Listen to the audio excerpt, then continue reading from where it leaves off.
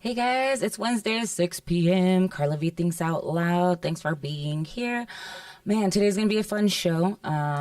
We've got a lot to talk about, from being a ginger to Satanism to polyamory again. We got updates and more input from an actual polyamorous person. We also have my roast battle partner here today. Our guest today is Courtney Foster, comedian extraordinaire, writer, event coordinator. We'll get to all of that as well. Thank you so much for being here, dude. Thank you so much for having me. Really appreciate it. Haven't had a female comedian in a while. Let's get this energy rolling. Larry, I'm happy to be here. Happy to have you here. Let's start the show. Carla's got a podcast now. She doesn't know technology. Larry's pushing buttons and recording things for you to see every week. She'll be asking guest questions. She'll be saying a lot. She'll be wondering about the world. It's time now for Carla V Thinks Out Loud.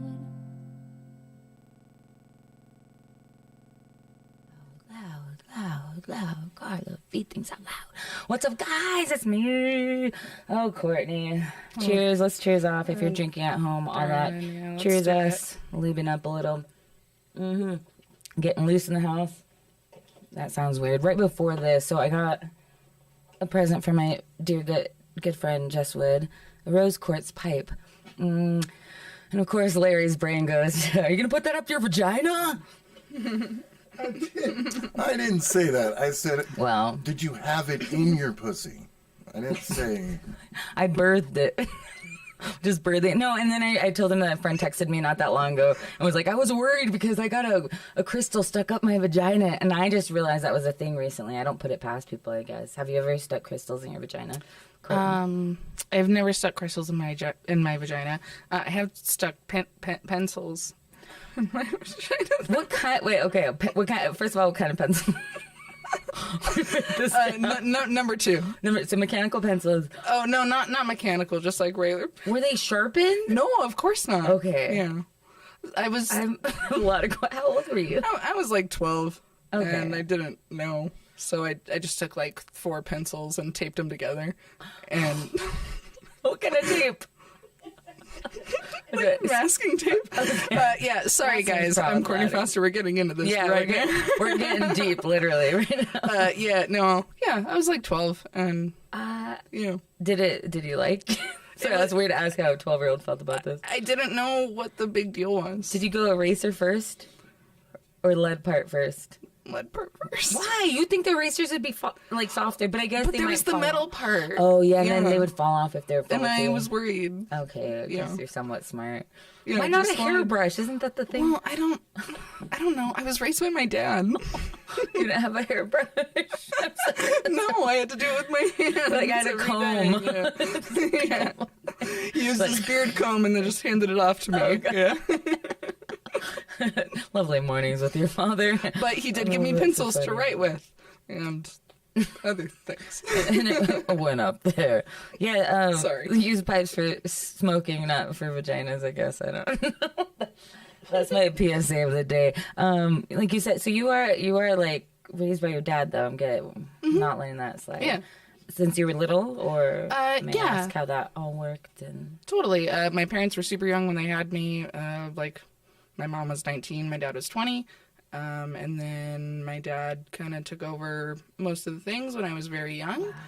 So I was with my dad until I was about 9, spent about 2 years with my mom, and then went back to my dad until I left the house. oh wow! And do you have a relationship with your mom now? Yeah, actually, I have a really good relationship with my mom now. It's more kind of like a friendship thing. Mm-hmm. She's definitely taken on more of a motherly role recently. Yeah, she's friendly. Like she's the person that if I need something done, I can call my mom. Oh, that's awesome. Yeah, That's good to have. like I need something, my mom's got me. Is she here? Yeah, she's in Albuquerque. I actually spent Monday with her, helping her pack her house. She just bought a house. Oh, congrats, Mom. Yeah, congrats, Mom. Your daughter helping pack and move. Yeah, so I'm helping her pack. And your dad's here as well, or? Yeah, my dad lives here. My youngest sibling just like moved out, and so him and his wife are gonna fuck off and move to the mountains. Wow. And like be off the grid. Dude, like secretly that's the dream of mine. Like at a certain age, I'm like, I just want a little cabin somewhere and just be off the grid. Just like the nearest store, like an hour away. Just go disappear. My dad and his girlfriend person don't want to talk to anyone. They want to be totally far away. Like they've got like bug out bags and like guns. Like they started off really cool and then they turn into weirdos. Like they're like now they're fucking weirdos. Like you're almost cool, but they're like doomsday preppers then? Kinda. Interesting. Yeah. Did you grow up with guns? No, but my dad did buy me my first gun for my last birthday. Oh, so you have a gun now. I have a gun. Yeah. Have you gone to, like, do you know how to shoot? I do. Did you go to shooting ranges or? No, like I've shot like with friends before. I have been to a shooting range, but I shot with friends before, and then my dad took me when he gave it to me, and and was like, "This is how you do it." Interesting. Yeah. I've always wanted to learn just for the, I don't know, not that, it's nothing about gun rights either way or not. It's just like, I don't know. For me, it's really more like zombies are gonna happen or like the apocalypse is upon us. That's kind and if I didn't buy a gun when I could, like, I'm probably dumb. Like I haven't taken it out since he gave it to me. Like it's probably dusty and it needs to, I don't even know how to clean it. You don't take it out and clean it every day? But like I have it. So, if shit hits the fan, I feel a little better. Yeah, no, I get it. Whenever the pandemic first happened and George Floyd was killed and everybody's like, it's going to be martial law, like, it's going wild, martial law. I was like, maybe I need a gun. But not to get too dark, I mean, we talk about mental health on here, and I've had a couple of friends say this, that they now have gotten guns because they feel like their, like, suicidal ideation days are over. So that now they feel safe owning one. Whereas before, and I think that was part of my thing before, is like, I didn't want to have them around because of that. Yeah, I had two friends in the last few years who shot themselves. And, I've also struggled with, like, depression and things like that. And so it is that level, I guess, of, if you want to think of it that way, adding an extra risk to your risk factors. Right. But, I don't see this like that. It's it's a way. It's not like a part of my daily life, and apocalypse prepping. Yeah, it's apocalypse prepping. It's not like daily life keep around type of deal. Be safe with guns. But I understand, like, if you're not in a good place, like, maybe you shouldn't have a gun. I definitely agree with that. It's like, we want everybody to be safe, please. Be safe, but be safe from yourself as well. Yeah. There's that also part of it. Yeah, I want to go to ranges. My dad, like carried a gun for work when he was, like, we were younger. Like, at national parks, he was a law enforcement ranger. So they were in the house, but I never learned. I mean, in Mexico, I kind of did with my cartel cousins. They would bring, like, an arsenal of guns, and we'd just, like, shoot it off in the desert. It was...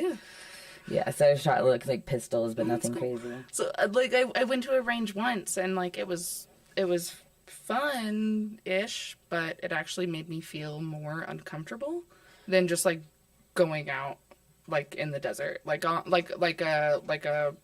mesa range is way more comfortable than like at calibers. Oh, is it also just like a lot of noise and overwhelming? I would imagine it's a lot of noise. It's very overwhelming, and if you're trying to get used to it and trying to learn how to do it, then like it's very intimidating because you don't know. Like if you like step the wrong way, someone's gonna yell at you. Whereas if you're just like out in the mesa with your dad or like two dudes or whatever, like it's a lot safer.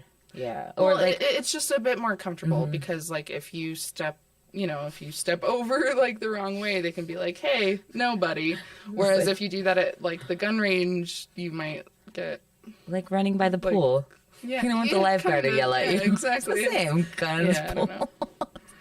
It's so funny. All right, getting into more things. We've already gotten into a lot. Yeah, Crystal's sorry. mental health, me raised by parents. Holy moly.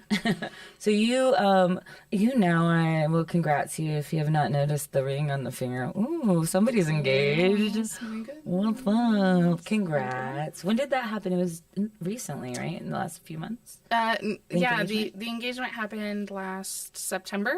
Okay. Yeah, we were in Vegas for punk rock bowling. Punk rock bowling. Hold on, we gotta pause there. Yeah, it's a big punk rock festival that happens in Las Vegas every year. It's my first time in Vegas, first time at the nice. festival. And yeah, he proposed to me at a Devo concert. That's awesome. Yeah, I love it. that was great. Oh my gosh, Diva. Wait, is there actual bowling in this? There is a bowling competition that happens Okay. during this, yeah. So I was like thinking bowling alleys and they're like playing on a bowling alley or something. Oh, yeah. Aw. Yeah. Did you have fun in Vegas then? Like, what was your feel about it? I've never been. It was my first time. And people were like, you gotta go. I haven't been. I was like, yeah. We went to a Gordon Ramsay restaurant. Ooh. What did you order? Everything. Everything. Yeah, no, like we did the full like 5-course menu thing. Yeah, so Was it actually delicious or was it in your head because it was like, I cried at least twice. No, you didn't. No, I Food? dude, like when they served the scallops and risotto, I cried. I can say I've cried beautiful. over a lot, but I've never cried over food. Well, I'm kind of like I like to watch all the food shows. I'm a Gordon Ramsay nerd, and to like actually taste like that and like his beef Wellington, and like it was so good. And they gave us like wine pairings with each course, and yeah, it was beautiful. It was the most expensive meal I've ever had in my life. I was gonna ask, even well, I won't Dude, ask the no, price, it was but like it was $500. Shut up, $500 meal, dude. Oh my god, Brooklyn Bowl, Bubs. Is that? I don't know. Is that where they do it in Vegas or something? I don't know. Get back to me. My bass player Bubs is chiming in about punk rock. I don't know. Maybe the Brooklyn. Dude, I guess that would be like if you're such a big fan of Gordon Ramsay. I guess that would be like going to see your favorite band and then playing their favorite song of yours and you getting emotional over that. Yeah, You're kind just of. like, this is a hit. These scallops are the best hit. This is it. Like I've watched this on TV for 12 years and now I'm experiencing it. Yeah. Do you watch all his shows? Because he has like 6 different. I don't watch all of them, but yeah, like Gordon Ramsay. Yeah, He's I'm basic. Do you have a crush on him? A little bit. A little bit. I mean, like There's if- something kind of like hot about his like screaming at everybody. I haven't watched any Gordon Ramsay porn, but What? if Gordon Ramsay came up to me and he was like, "Hey," I'd be like, "Okay." real quick though. Let's do it. I'll have your beef Wellington tonight. Seconds on the beef Wellington. What is beef Wellington even? It's like a Sounds like British. a beef thing wrapped in like prosciutto and then like I guess like a squished like mushroom like thingy. I don't Squish my. sorry. That doesn't like a sound pure great. like a puree. I don't. Yeah, and then another like prosciutto thingy, and then like a like a puffed pastry, and then it's baked. Maybe that. I'd get down. Yeah, so when you cut into it, it's supposed to be like medium rare, but with all of these like delicious things like baked onto it. I don't know. I'll try it. It was. I don't really know that I'm good. dropping $500 on that shit. I'm okay. To be fair, I'm a lazy fan, but I'm a lazy fan about almost everything. Are there things, what do you nerd out about? Is there anything like you get? Like, what are you, like about what? Like everything, like from music to movies to shows? Yeah. I really love a lot of things, but I'm a lazy fan. I just in life call myself, I'm like, I know a little bit about everything, but not a lot about one, if that makes sense. He said, UB40 at Brooklyn Bowl in Vegas. Not sure if it's the same place. Oh, I wonder if was UB40 there? He plays UB40 for me sometimes. Red. Maybe. I won't sing it because, That's I don't pretty know if there's adorable. something I have to. No. Am I allowed to sing? Yeah, I can cover things. I've covered things on here What are before. you talking about? Yeah. Just sing a song. But UB40 was really big back in, I want to say 88, 87. Oh yeah, when I was born around that era, I remember them being on like MTV all the time. I have really good memory from like when I was like 2 even. But yeah, that was always on the shit. Brooklyn Bowl. I've never been to Vegas. These guys go. I don't know. Maybe go walk around. I'm not into the things that happen there, I guess. No, that was my first time. I don't gamble. I don't go to pools. Yeah, I but it's don't not like just being in the about- sun. Did you hear Tom Squirt's coming here? I did hear that. He posted dates today, but I don't look at them all. I just was The on a dates diligent. for, I don't know why I just thought of it, because he's in, Yes. because we're going to see Primus in Vegas. in Okay. June. So there's all kinds of stuff you can do. Stuff. Yeah, Primus. Yeah, I guess I went for a show or something, but I'm not. I don't know. I'm not into gambling or. Well, yeah, that's why we went to that partying. festival. That makes sense. They're doing that the emo fest, whatever it's called, When We Were Young fest this summer, Oh, God. which is secretly I kind of. There's probably only 4 bands that I really would want to see on there, but like a little part of high school, Carla. Like I was talking to my friend Brandon, like I don't know, I'm in the age right now where High I'm school Carla listened to. a lot, but I was kind of like an early emo, What did you listen a to? middle-aged emo. I don't know. how to Hollywood explain it. Undead, No, I was Hollywood Undead. Paramore. not much. They were at the end. See, I'm like, go back 5 years from that. Like, Okay. I listened more like Sunny Day. So no effects. Yeah, some No Effects. I listened to a lot of like Bad Religion, because Bad Religion. some Bad Religion, like came Bad out- Brains. I like. Well, Bad Religion's been out lot. since the 70s, but Bad like- Religion or the 80s, Bad Religion rejuvenated back around that time. Yeah. I like the Jawbreakers into Fugazi. Fugazi's sick, yeah. Bad Brains, like I said. Yeah, like Yeah, like but Bad Bad Brains is Brains, more but, 70. like whole wheat bread. I don't know.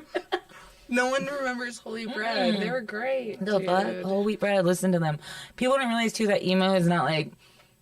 They think it started in like 2005, but it was like in the 80s. Like Rites of Spring was probably one of the first emo bands, and it was just that it was punk That was called talking new, about emotion. No. Have you listened to No, Rites of Spring? that was called New Wave. No. Have you heard of Rites of Spring? Goth didn't even come out until the 90s, dude. No, it sounds like punk, Rites of Spring, but they're almost screaming over it. It sounds like punk. They're just talking about emotions. Goth didn't even come out until the 90s. Huh? The word emo. That's not goth. Goth and emo don't have I anything know, to but do with emo it. The word wasn't even changed, but it's used. still the same. So it was called like It's still the same emotional punk, vibe. but emo is more. It was just punk with emotional lyrics, and then it got skewed off into different like genres. Yeah. Into the pop punk emo, into the screamo emo, into the. I promise. Look up first emo bands. I swear to God, look up first emo bands. First time emo band has been mentioned. I even had a book called "Nothing Feels Good." And it talks about like the beginnings of emo. I mean, this book came out when I was maybe in high school. Between 85 and 90. Blam! And that's when like, who's on there? Yeah. Who's Who's on the there? list? Who's the list of these people? Goth versus Emo versus goth. See, emo is different. People think that emo, because there was the emo goth people even in El Paso. They would like put their sideburns and like glue them to their face with gel and stuff and these weird designs, and then have like spikes and things. And I was Yeah. like, that was more like the people who listen to like the Atreyu and that was the beginning of My Chemical Romance, who I liked, but that was more like the black with emo. And I used to just wear like, I looked more like I belonged in the band Weezer or something in high school. Like I was wearing like Chuck Taylors and like Goodwill t-shirts of like kids soccer teams, and like I had these glasses, different color hair. I wore a lot of things. New Romantic was the 80s. I think that's what he was thinking. But no, Rites of Spring was definitely emo. Anyway, I digress. But then it would turn into different things, because even Weezer's kind of considered emo in a sense. But not really. It can be, but Just it's because not. they're whiny. I loved, well, they're kind of post-punk, like Alkaline Trio is my favorite. It's brand new, but they're problematic now, is like my favorite emo band. I'm not here to shame. I'm just saying. Brand new is problematic because the guy was apparently grooming girls like Chris D'Elia, and I was so sad. I didn't know that. Like I'll that shame was a that thing then. that I like Yeah, I can shame got real upset, because that was a band I know every lyric from every album and still would listen to new shit. And then it came out, he was like being creepy to girls and like underage girls and stuff. I was like, fuck, why, Jesse Lacey, fuck you. You ruined my childhood. Yeah. Anyway, like all these fucking comedians. Okay, speaking of comedy, we take a back to comedy. When did you start? Because I knew of you when I started, but I didn't see you for like a month or two, and then it came out and I was like, oh, I've heard her name. Yeah. So the first time I did stand up, I was 23, 24 maybe, and I did it at Back Alley Brew House when Nick Starr and Kevin Baca and John Cuellar were hosting that open mic. Yeah, I like to hear about the old days. Yeah. So that's the first time that I did it. and I was absolutely fucking terrified, and it was very scary. And then, I did kind of like take a little time off because I've always had normally like a 9-to-5 job and didn't really delve into it. So it took me a really long time to consider myself as a comedian. How long were you doing? Because you're how old now, if you don't mind? Oh, no, I'm sorry. Yeah, I'm 30, so I've been doing it for about 6-ish years. 6 years. So at the beginning, you started a little bit and took a little bit of break and then came back. Because you've been out, like, pretty consistently lately. Yeah. Post-COVID. Was there something during, like, that time that made you want to boost back into it, or? I don't know. Maybe it was a confidence thing, or I just got the bug. Because there would be a couple of months where I would do nothing and then come back and do a couple of more open mics and feel great and then not want to do anything for a while. And then lately, I don't know. I've just got the bug again. Yeah. So it's going for it. I think about wanting to do like career stuff, but I don't know. I think I'm too scared. I don't think I'm committed enough. Career stuff in comedy? Yeah. And what direction? Like, what would be your goal? Because you just fucking, it's your life. Just live. Right. Do what you want. You gotta tour. You gotta work. Like it is work. You gotta write. You gotta do all these things, which is great, and I love it.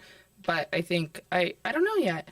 Like I want it. The dream, I suppose, like fancy dream for me is that, but I don't think I have the drive like some of the other comedians out here today. And, maybe in a couple of years it will progress for me like that. And that too could hit, different phases. Just like going to that open mic once every couple of months to going to open mics twice a week to doing showcases. Maybe in a couple of years I'll change my mind. Yeah. Or get into the workspace, but... And you hosted last week too on a show, right? You guys were at B2B? Yeah, the B2B Garden Brewery. Yeah, it was a show hosted by Sam Alvarado, and Chuck Parker is now starting to host shows, or not host, but produce. Yeah, Sam and Chuck produced that show. They put that together. I hosted. We had Jess Wood on, which was great. Like, she was the first comedian up, and then Michael Copenhaver from Ohio. Is that where he's from? Okay, I just met him this week recently. Yeah, he was in, and he headlined the show, and it was great. It was a full room. B2B is great. I've never done a show inside, so if you guys haven't been, it's on like Montgomery and Comanche. No, Comanche and Wyoming. Yeah, that sounds. Eubank, I don't know, around there. Yeah. Because there used to be a B2B in Nob Hill, or it still is. I don't know, but the one up there has an outside area that I've done shows out there, but I didn't know that you could do shows inside. It was a little big enough. It was a little too cold to do it outside. Yeah, but for sure. Yeah, it was a packed room. Good. It was a really good show. That's awesome. Yeah. Oh, do you like hosting? No, I hate it. I hate hosting. You've done it before, though? Only once. Only once before, but it was, absolutely terrifying. It's like a different beast. I've never done it. I mean, I host this, but it's, I know, completely different. Like, I guess I understand how it should run, but I've never done it. It's something that I want to get my foot in the door with, but I guess I've just never been asked. Yeah. I don't know. Because then to, like, produce a show and host a show, like, I don't think I want to produce shows at all. I have tried it once, but I would maybe want to host if other people were doing it. I mean, like, it's fun and it's fine once you find your groove and if you're confident. But if you're nervous, like, hosting is the worst. Mm-hmm. Yeah. Fake it till you make it. Yeah. No, I'd much rather get in and do my time and get out. Get in and out. But so even aside from comedy, you have been still working, I will say, in the entertainment business industry of sorts, because you worked for the Alibi, right? And what did you do when you were there? So when I worked for the Alibi, I was their controller. So I did most of their bookkeeping, financial stuff. I did, AP, AR, HR, and then I would do interviews for incoming comedians and musicians, and then helped produce events and my sister, like whatever they needed. All of it. My sister, the last comment, Geneva, when I was heard you were going to be my roast battle partner. And she's like, she looked you up before I even did. She's like, and she's interviewed Natasha Lejaro. So you're in there. And you've interviewed. So tell me about some of the comedians that you got to interview during that time. Well, that Natasha Lejaro interview was really fun because I got to interview her and Moja Kasher at the same time because they were going on their honeymoon tour. Oh, that was recently then, or like in the last 4 years. A couple years ago. But so awesome. when I interviewed them, it was together. I mean, it was over the phone, but it was still like super cool. So I got to try to figure out how to ask questions to him and to her, and then both of them together, and then like write that. How long do you have to plan an interview like that? Like, I mean, how long did you know in advance that you were going to be doing that? I would maybe get a week at like best, or 2 days. That's awesome. And then, so you just like delve in, research them, or, I mean, you probably knew a lot about them in a sense. A lot of the comedians and musicians that I interviewed, I kind of already knew about, but you still want to go in and look at, you know, like what is their actual past? Because you don't just want to go in and like geek out, right? Like that's the weird thing. You don't just want to be like, hi, I love you. I'm your favorite fan in this one. Yeah, I get what you're saying. There's a difference between like I respect you, but I'm going to talk to you like an interview and professional. Right, like fucking professional. How come you don't put that anywhere? Well, I don't know. She sounds like me. It feels what I talked to these people once. Oh, but you've interviewed and written and... Yeah, she's done a lot. Yeah. The more I find that about, I'm like, who are you? Like, you've done a lot of shit. Yeah. Like, I get what you say. I mean, and I say this too, but I need to also tell myself that as well. Of like, be up, put yourself out there, don't whatever. It's scary. I'm about to get a new phone though. And what yeah, but it's part of it. Do you have a LinkedIn? No. Ooh, LinkedIn. Should I have a LinkedIn? Do comedians have LinkedIns? Yes. I thought that was for like my dad's businessy people, for like 50-year-olds. Networking, social I didn't know that they were using it for like, you know what I mean? I thought it was more like just like business corporate-y kind of shit. I was on there for a while back in the day when I was doing like assisted living administrating and bullshit. What's the face? Sorry, I'm okay. Tell me how you feel. Well, I'm sorry. I was thinking of this guy that I interviewed, Kevin Nealon. Oh yeah, Kevin Nealon. Are you serious? You can like in person? No, it was over But the phone. still, you talked to Kevin Nealon? That's amazing. It was the worst interview I've ever had. Wait, why do you say that? He was so disinterested in everything, and like I loved like everything that he's ever done, and so I was a little starstruck, like even just being on the phone with him, and I was trying to talk to him, and just tell me your life, tell me everything, and yeah, he was so disinterested, and it was the most uncomfortable interview I've ever had before. Aww. Yeah, it was awful. Did it tarnish your feelings? No, but going back. Yeah. So how long are these interviews, though, that you do with them? Or did with them? No, yeah, it was about 30 minutes. Wow. Talking for 30 minutes? Yeah, Sorry. like 30 minutes to an hour. Sometimes, like, maybe they could only give me 15, but, like, yeah, 30 minutes is pretty normal. Louis Anderson was the best interview that I've ever had, dude. Larry's, like, impressed and pissed. He's like, what the fuck you doing? Like I loved it. Rest in peace. Because he calls in, right? Like they don't give me their phone number. They call in, and you have to be all set up and ready to go at that certain time. And so he calls in, and he knows that I'm the one interviewing him. Like, not that we know each other or anything, but he answers in like Louis voice. Hey, Courtney.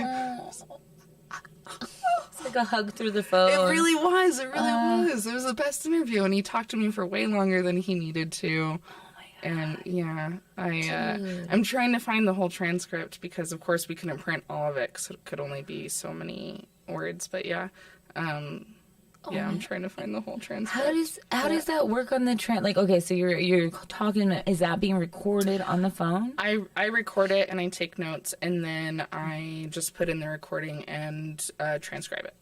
And then from there, does somebody else come in and edit it? What should be in there? Because you obviously have to pare that down a bit. I right? edit it, or Not like somebody I you come in and edited edit it. No, like I would take out the questions that didn't fit, I guess, whatever narrative or story, or it's like, oh, I only have like 1,500 words. Okay, so I guess this is what we're talking about, which really is like 5 minutes of questions instead of the 30-minute interview.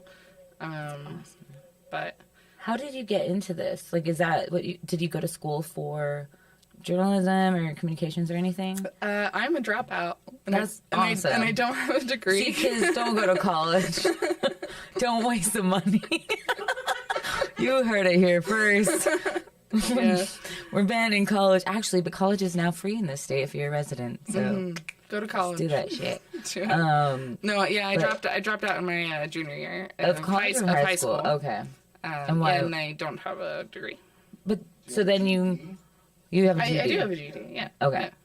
But okay, 2 questions. A, why did you drop out? You don't have to get it, dude. I'm just interested. My mother was living here in Albuquerque. I was living in Denver with my father.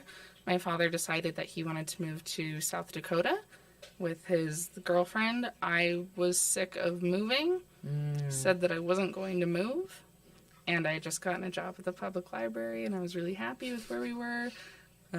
Moved around a lot. I was really happy where I was. I didn't want to leave. I love that you've been a librarian. I'm going to call you that, but...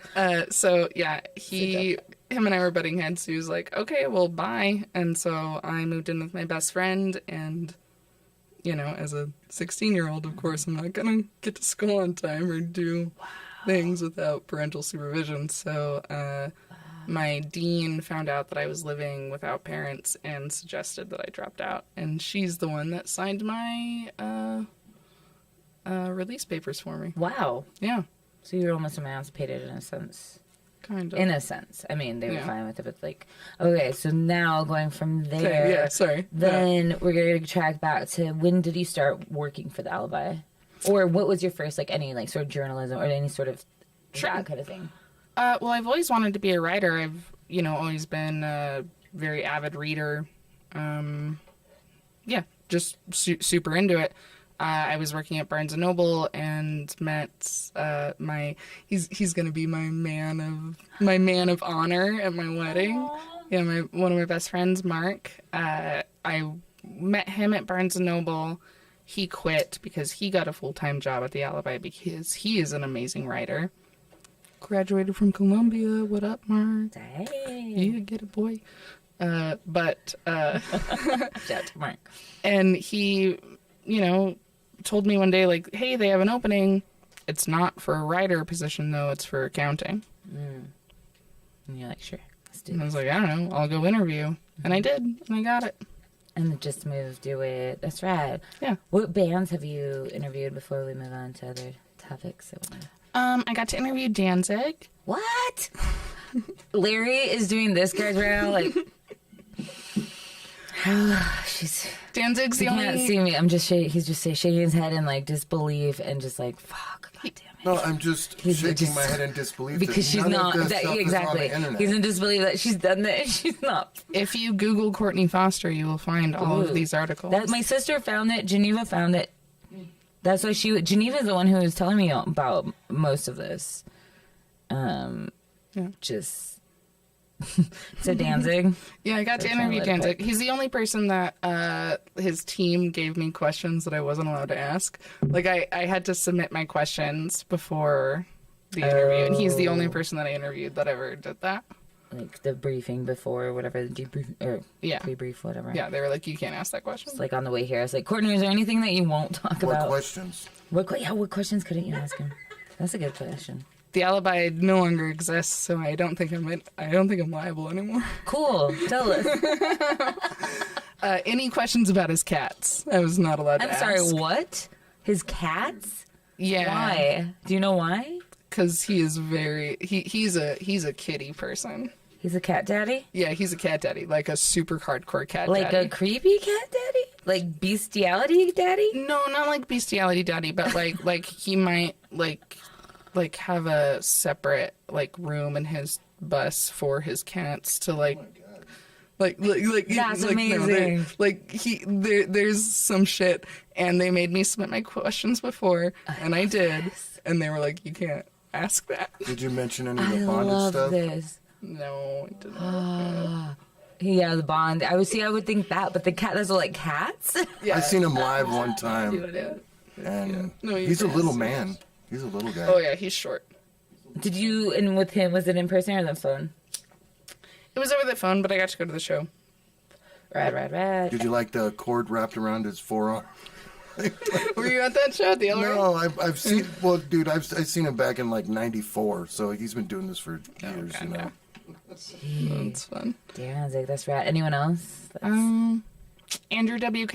Shut up! Yeah, that one was really fun. He's engaged to When I'm Thinner, my doppelganger. Everybody thinks I look like Kat Dennings. Just a couple years ago, he tried to make a resurfacing, and He did. Well, he's touring again. You know, he's marrying Kat Dennings, the actress from Two no Broke Girls. fucking way. They're engaged and they've been together for a couple of years. Everybody, when I'm thinner, is like, you look just like her, and we both have man voices or like boy voices. I don't know, but yeah, they're getting married, and I guess he's touring around. But honestly, I didn't know he was still relevant until she got engaged to him. I was like, oh, I saw him at Warped Tour in 2004. I didn't know he was still doing shit.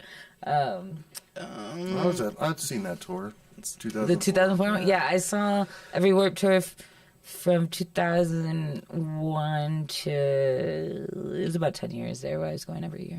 I think I went like 4 or 5 times.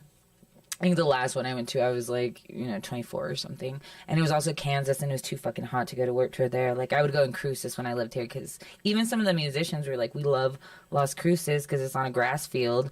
And it's not that fucking hot compared to other cities, which is nice. Okay, we are moving on to our next subject. What other musicians besides Danzig? I want to hear Andrew one more. WK. One more, yeah. Rule of three. After Andrew. Well, Andrew WK is not. I guess he's Yeah. a musician. He's more like a. He's party rock. No, he's more like a character, an entertainer kind of guy. You know. Yeah, I would agree.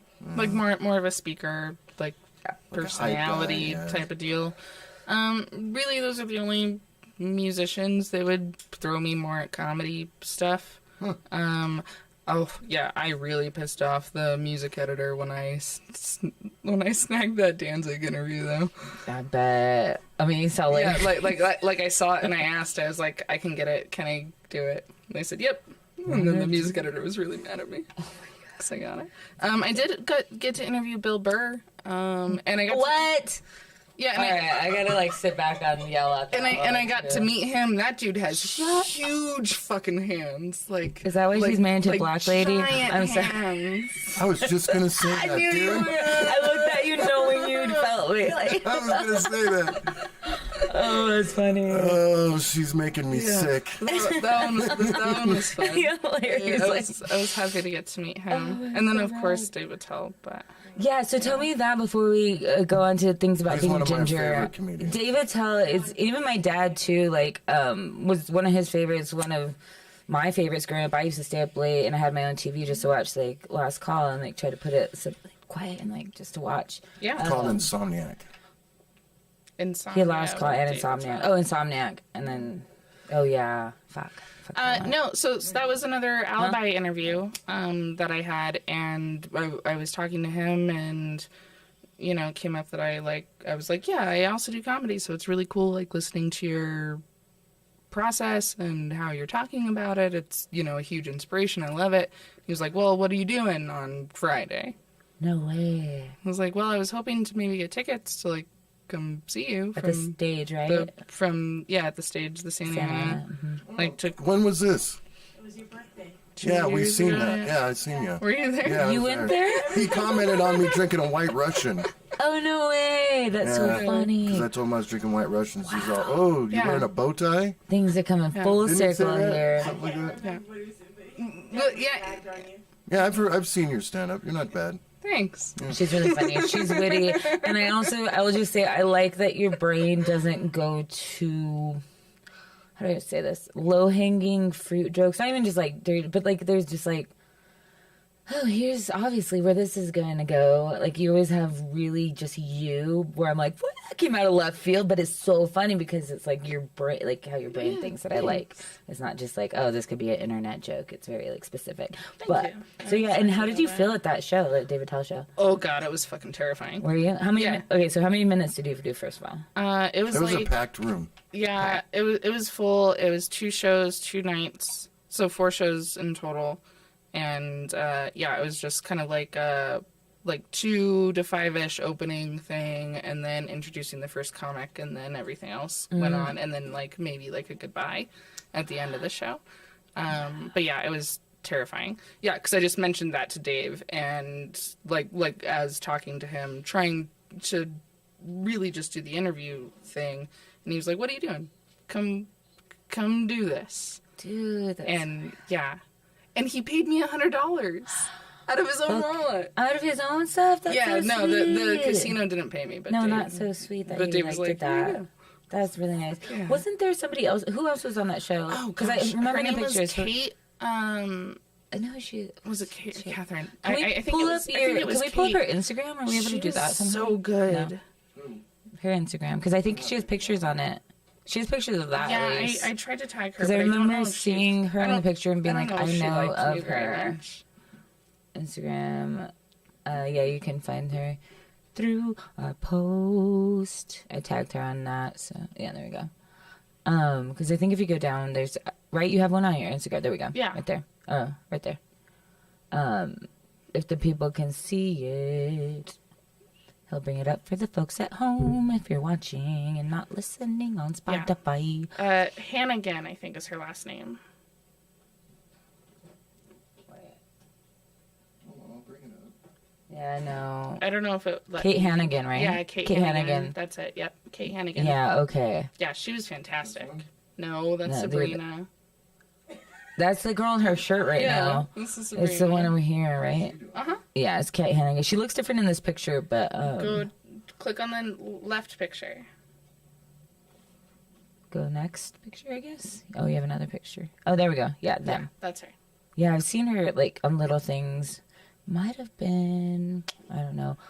Damn. And what year was this? This was like 2019, 2018? Yeah, like right before pandemic. The pandy. So you said you got really nervous. It was in July 19th, July 20th. Oh. It was on my birthday. Aw.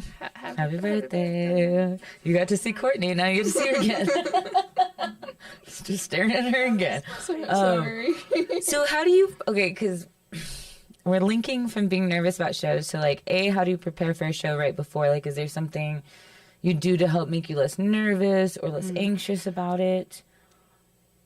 And then we're going to move into the ginger thing through that. Yeah. Well, I think it's kind of like a Hulk thing.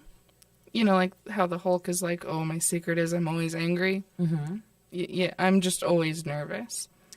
And I feel like if I'm ever not nervous before a show, I do worse. Oh, interesting. Like if I go in just like, yeah, I got this, then I normally like don't. Interesting. So the nerves help feel it. I think there's a such thing, and like now when I get nervous, I try to channel into like good nerves, like more of like I'm excited instead, because I think sometimes those overlap. The nervous and excited sometimes feel the same. Mm-hmm. So then I'm like, okay, don't psych yourself out. Just know you're like excited and calm and use adrenaline for it, because it's kind of an overlapping feel right before shows, especially. Right. My nervousness turns more into like a I don't know, like nitpicky or like obsession. Like, nope, like this is how you want to say it, this is how you want to do it, this is what you're gonna do, here we go, you got this, which is fine, but I think that it stops me from being able to improv. Be in the moment. Or just kinda, riff, react. Yeah, I can't. That makes sense. Yeah.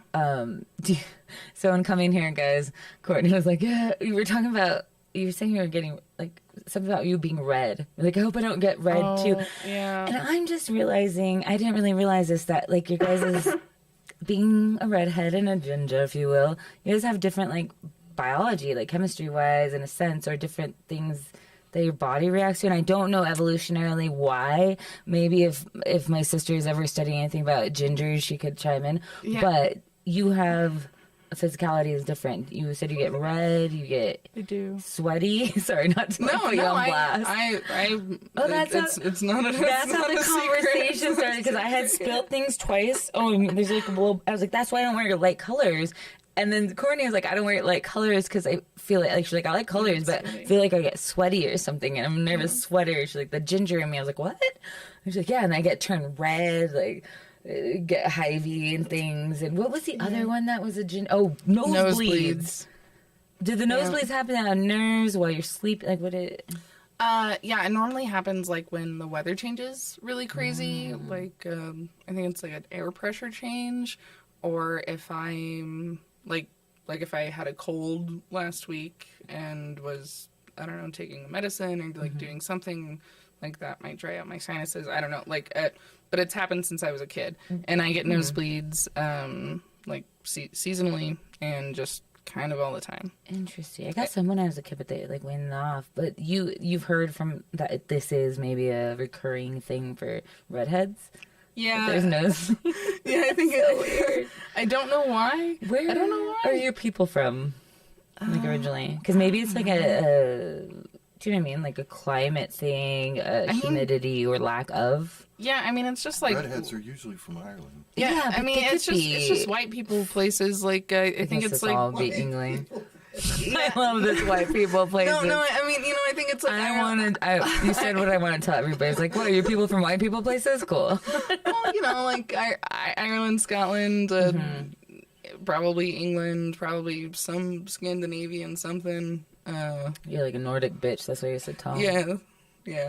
Were your ancestors Vikings?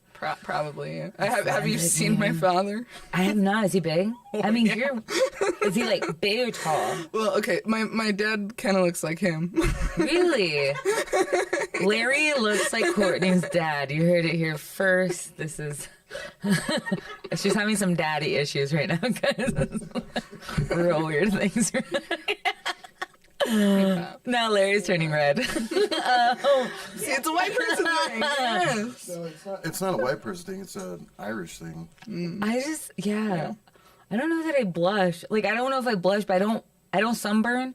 I don't tan. I used to tan when I was a kid. I say this is the tannest part. I'm outdoors every day for at least 2 miles in the sun. Her ex-boyfriend used to tan up her photos before he... Yeah, he was mixed of like, he was like black, white, and Mexican, and he didn't like being that dark. But when because it's, I mean, obviously you do color tests before, like when we get here on everybody, but he would do that on photos because he didn't like being dark. He didn't like that I was so pale. So he would make me look very tan. If you go back on my Instagram in like 2016, 17, there's some photos, like even my 30th birthday, I look so so just tan. I'm like, Jennifer Lopez, what's up? Like, I was just like golden. Like, I was like, I shouldn't look like, not real. It was not real. Like, that's so silly. Yeah, no, I've done it. I just burn and turn white again. I'll peel and turn white. Like, Geneva, my sister, is as pale as I am, but she actually tans now. I just have an olive dead person look.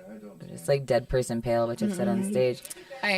I take a 5-minute walk and I'm sunburned. Red. Yeah, no, it's bad. I can't. Yeah.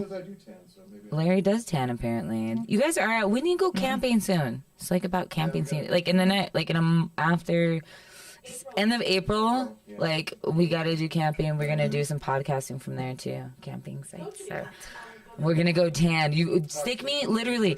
We can do a podcast thing where I will happily go sit in the sun and you can take a picture of me at the beginning or even video me at the beginning, 10 minutes, half an hour in, and then maybe an hour to 2 hours in and see if anything changes. I'll be the same fucking color. Summer 22, Carla Lopez? Yeah, that's me. Oh, no, but that's Angel's last name. No, never mind. Never mind. Just kidding. He does. He's got a hot redhead girlfriend. Dating Dulcie, dude. And they're like a cute little nerdy couple. I've seen her at Cannibal. They're with him. A cute little nerdy couple. And I was like, who is that chick? I go, who is that chick with you? And he's all, that's my girlfriend, dude. I was all, bullshit. Yep. No, they're really together. And I think this time he's not lying that he wants to be the girl. Like, at first I was like, don't fuck with her because you lied to me. And then he was just like, yeah, I don't want him to be like, yeah, she's hot, whatever, but I just want to fuck her, so I'm going to be nice and, like, say I want to be her girlfriend. I was like, you don't mess with her. You just said all that on... I don't care. Right. Nobody cares. We've been on blast. Everyone knows. I mean, you're all throwing him under the bus. Like, I'm just going to fuck her. No, we talked about ours where he literally, like, he said that he just he said he wanted to be my boyfriend because he felt bad because he wanted to fuck me, but he didn't want to say he just wanted to fuck me, so he, like, do you know what I mean? Yeah, so he wanted to be a good guy, but then he was like, I was being a bad guy, I'm sorry. And I was like, it's fine.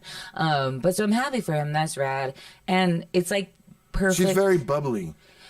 She's very bubbly. She's very bubbly. I will say this, and nothing about her, but it is something about the comedy guys in general. All of them thought they were going to be able to bang her at first. They were all just like, new girl in the scene? A new girl? And they're like, she talked to me today.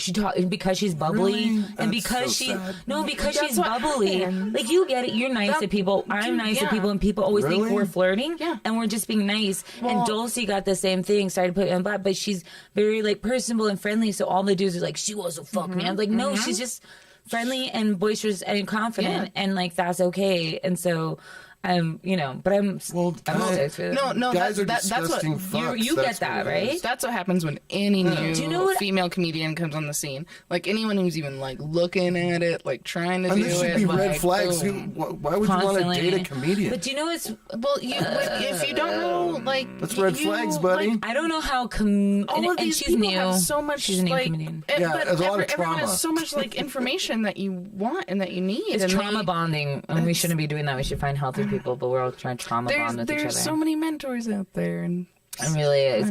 I can't date the comedians anymore, just because I don't think it'd be fulfilling for them because we're too similar, and it's just like, nah, we can't. Somebody's got to, like, be the balancing to us. And so, you know, people learn, they live and they learn, but you gotta have one dreamer, and you've got to have one person that has their head together. It really kind of is. No, it kind of is. You can't have two dreamers because you guys will be fucking like. That Nate Borghese skit. Oh, wait, what was that one? Oh, my God, yeah. Where he talks about, he says, you got to have a dreamer in the marriage, and you got to have somebody that's, tells you can't spend money. Who's it? You're the dreamer? Or you're the dreamer and Patty is the, like, logistical person. We're the, like, creatives. We'd be homeless right now. Lots of cameras. Do you know what also I will say I have noticed, and I was telling Jess this because we went to El Paso this Sunday. Great show, super fun. Shout out to Sharita Shenanigans Productions in El Paso. Her and Zeke, her dude, are, like, running some shit down there. Not even open mics, just shows. All of it. They do so much down there for people. But it was a fun show. But I started noticing just the more confident I became on stage and the longer I've been in it, I don't get the dudes afterwards just, like, thinking they can penetrate me, not even just, like, physically, but even mentally, like, oh, you're a comedian, you should say this joke, or, like, oh, you're a funny female, like, just kind of degrading me when they think they're complimenting me. Whereas now Are you talking about a specific person? No, this happened before where it was like, or they were trying to hit on me, but also be like, oh, that's funny, you think you're funny, like. And now, or they would think they're funny, and now I get more respect, I think. Yeah. Because I think they realize, like, I'm strong on my thing on stage and off stage, and so I get more like, hey, you're really good, I enjoy that, instead of like, I got pointers, hey, I want your number. Like, it's less of the hitting on and the creepiness and more respect, I think. Yeah. Have you gotten that too, like, the longer you've been in it? Or do you think it's a change in your attitude as well? No, I have definitely gotten that, but I think that it kind of is because of change in my attitude. I think that the more confident you are about your material, like be confident in the jokes that you write. Like, people are going to tell you, because of course you're going to want to tell people your jokes to test them out, or like, hey babe, I wrote this. What is it? Yeah. What do you think about this? Or like, what about this wording? And whatever. Take whatever insight you want to, but at the end of the day, it's your joke, and you tell it how you want to tell it. And as soon as you, like, take real ownership of that and are confident in the set that you give, like, then anyone can say anything. Yeah, and it's like, yeah. But people will come up to you with more positive things and less like creepy, like, oh, no, Yes. and more like, cool, we're peers. Yes, I like that. And I also, you're right on the being confident in your material. And I was telling just this too, of when I first started, I was like, I was still trying to find my voice, and I still am. And I know it's going to be a process over it'll time. take forever. But for sure, even now, I'll throw out jokes and be like, I guess I got a laugh, but it doesn't feel like me. It feel like I'm grabbing low hanging fruit. I feel like I'm just doing something to get a laugh because it doesn't feel uniquely me. And then so when I say it on stage, I don't feel like I have confidence in the saying it. So like I kind of have to stick with things that are like more about me. Yeah. But like the world, like, hey, you guys might know about this, but this is how I see it. I don't know. Otherwise, I just start to feel like I. No, I definitely see that. Like, there's the very easy haha that's right there. Or, you know, like the simple turn of phrase, but if that's not you, if that's not how you do it, like, are you just going to do it for the laugh? And I mean, like, I guess, like, that might pay your bills, like, right? Like, that might be your thing. But I don't know. I see it more like as art. Like I nerd out about comedy all the time, and so I see it like more as art and not. Yeah. You want to respect it. You want to, like, it's like it's a thing. I mean, that's why you started at 23. I started way late because I was just like, I couldn't bow down. Like, I didn't want to do comedy wrong. I was like, because if I do that wrong, then not only am I ruining it for other people, but I'm also ruining it for myself because I was going to taint my love. You know, if I went in and was like, you fucking suck, and then I'd be like, I know, I just hate comedy and I'm traumatized. You know, so it took me a long time to do it. When I said I started at 23, like, that's the first time I went on stage. I didn't do, like, I don't know. I don't feel like I did it for a long time, but like, it's different. Yeah, No, this is me. It's like wearing too. I would say the joke, the easy laugh is like wearing a really stylish outfit that's not you, and people are like, "Hey, I like your outfit," and you're like, "I feel really uncomfortable. I feel really uncomfortable. This isn't me." Yes, do you know what I mean? That's like, the perfect way to describe it. I mean, I know I look good, but I'm not. No, that's the Even perfect today way in to light describe colors. it. Yeah.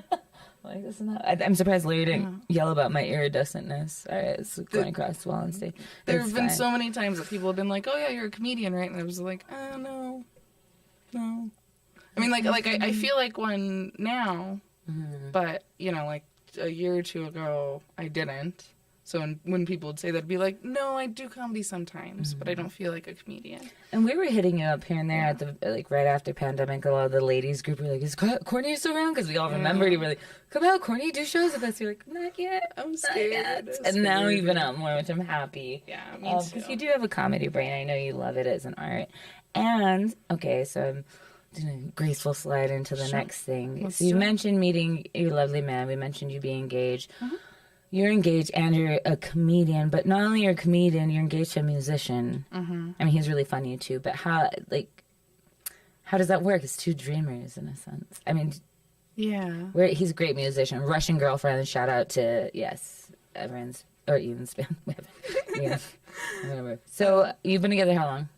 It'll be 7 years in December. Dang. So he was with you from the beginning of like the comedy almost. Yeah, like right when I started is when I met Ian. And how he seems, I mean, they don't know you, so I know I'm projecting because I see you all the time. No, but that's great. He seems very supportive and very... He really is. He pushes me to do it. Like, he pushes me.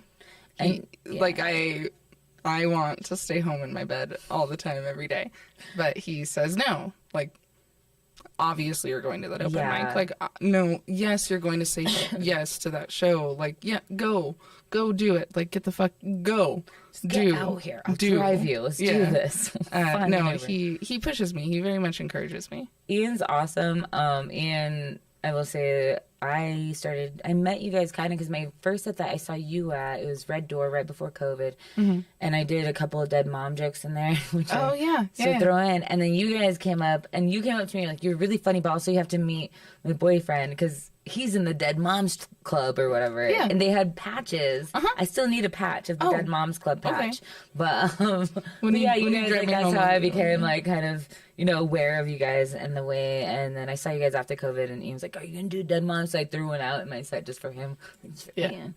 What's up? But I will say, I ended up, like, I've told people I've always wanted to be closer to you, and I'm fond of you, and I feel like we're similar in a way, or, you know, could be closer friends, but I always end up talking to Ian all the time. I don't know, like, I'm just like, oh, we have like this, but Courtney's rad. So He's just so gregarious. Like That's a great word. He can run a room, you know. Yeah. He's a performer. Yeah, he is. He's a performer. He's a natural stage person, which absolutely drives me nuts because, like, he has better stage presence than I do.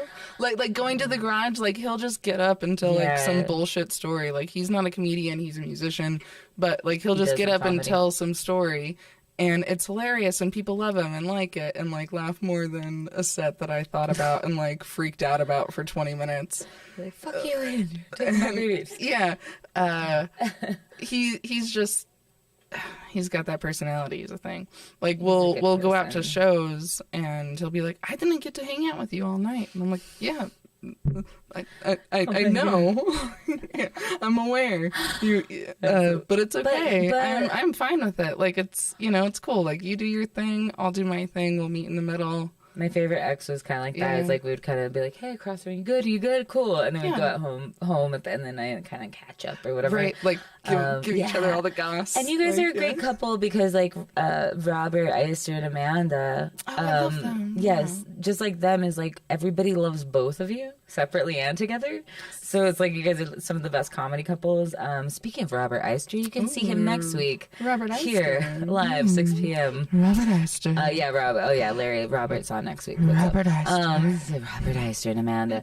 And it takes a lot for a partner of a comedian to go out all the time and like sit there and be there for that. But because he's a musician, I feel like it's like it's a given. It's the same thing.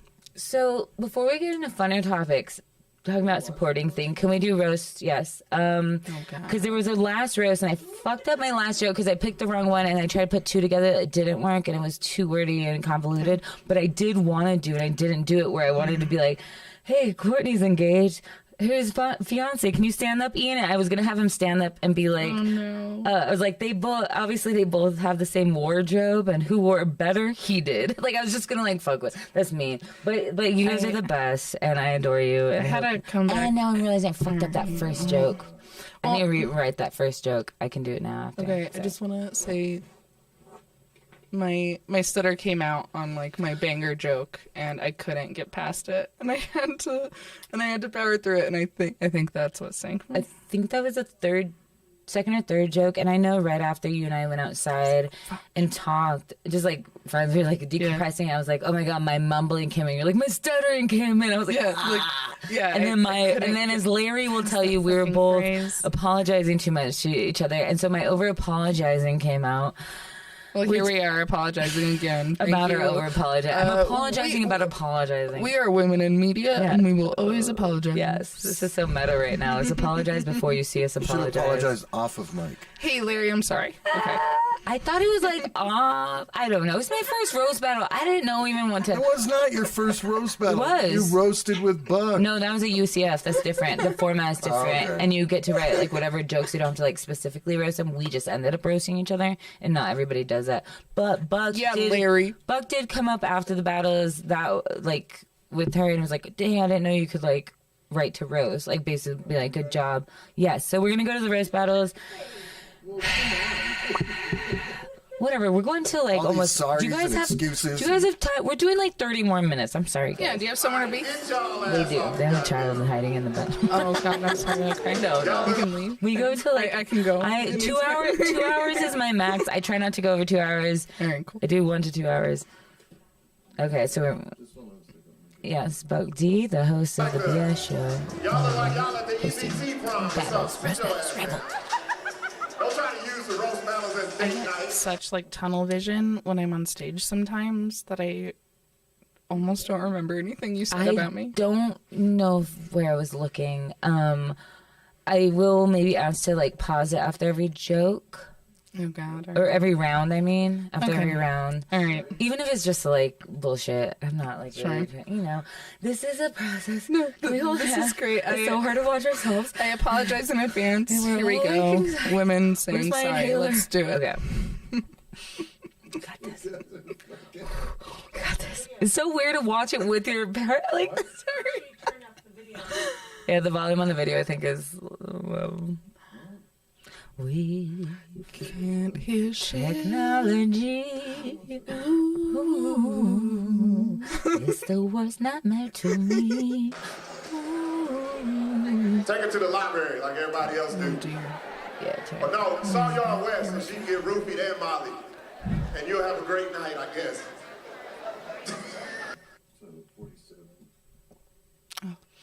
I do like Buck's his roast to both of us before he back it up, because before he even he roasted us and said Ian said that, and I, like, again, like, that goes back into like the tunnel vision. Like, I'm just like, I don't know, man. Focus on what you gotta say. Focus on what you gotta say. Oh, it's me. No, you're fine, right there. Playing that Wu-Tang shit. Even though I got a Nipsey shirt on, he want to play Wu-Tang. Fuck my shirt. Oh, gotcha. Yeah. Da da da da. We're talking about Wellington. This is what it sounds like. Right. Next up, Okay. we're gonna have some woman-on-woman crime, y'all.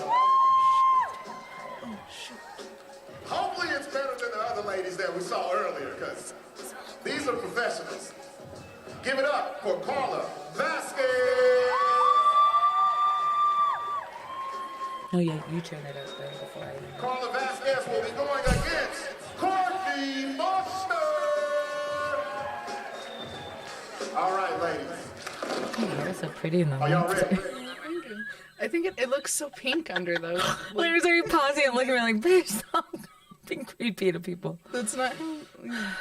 He's like, your roast battle. Come on. Sorry. Go. Go. Ready? Go. I'm gonna give it. The first person to go will be the one that looks most feminine. Go ahead, Courtney. Thank you.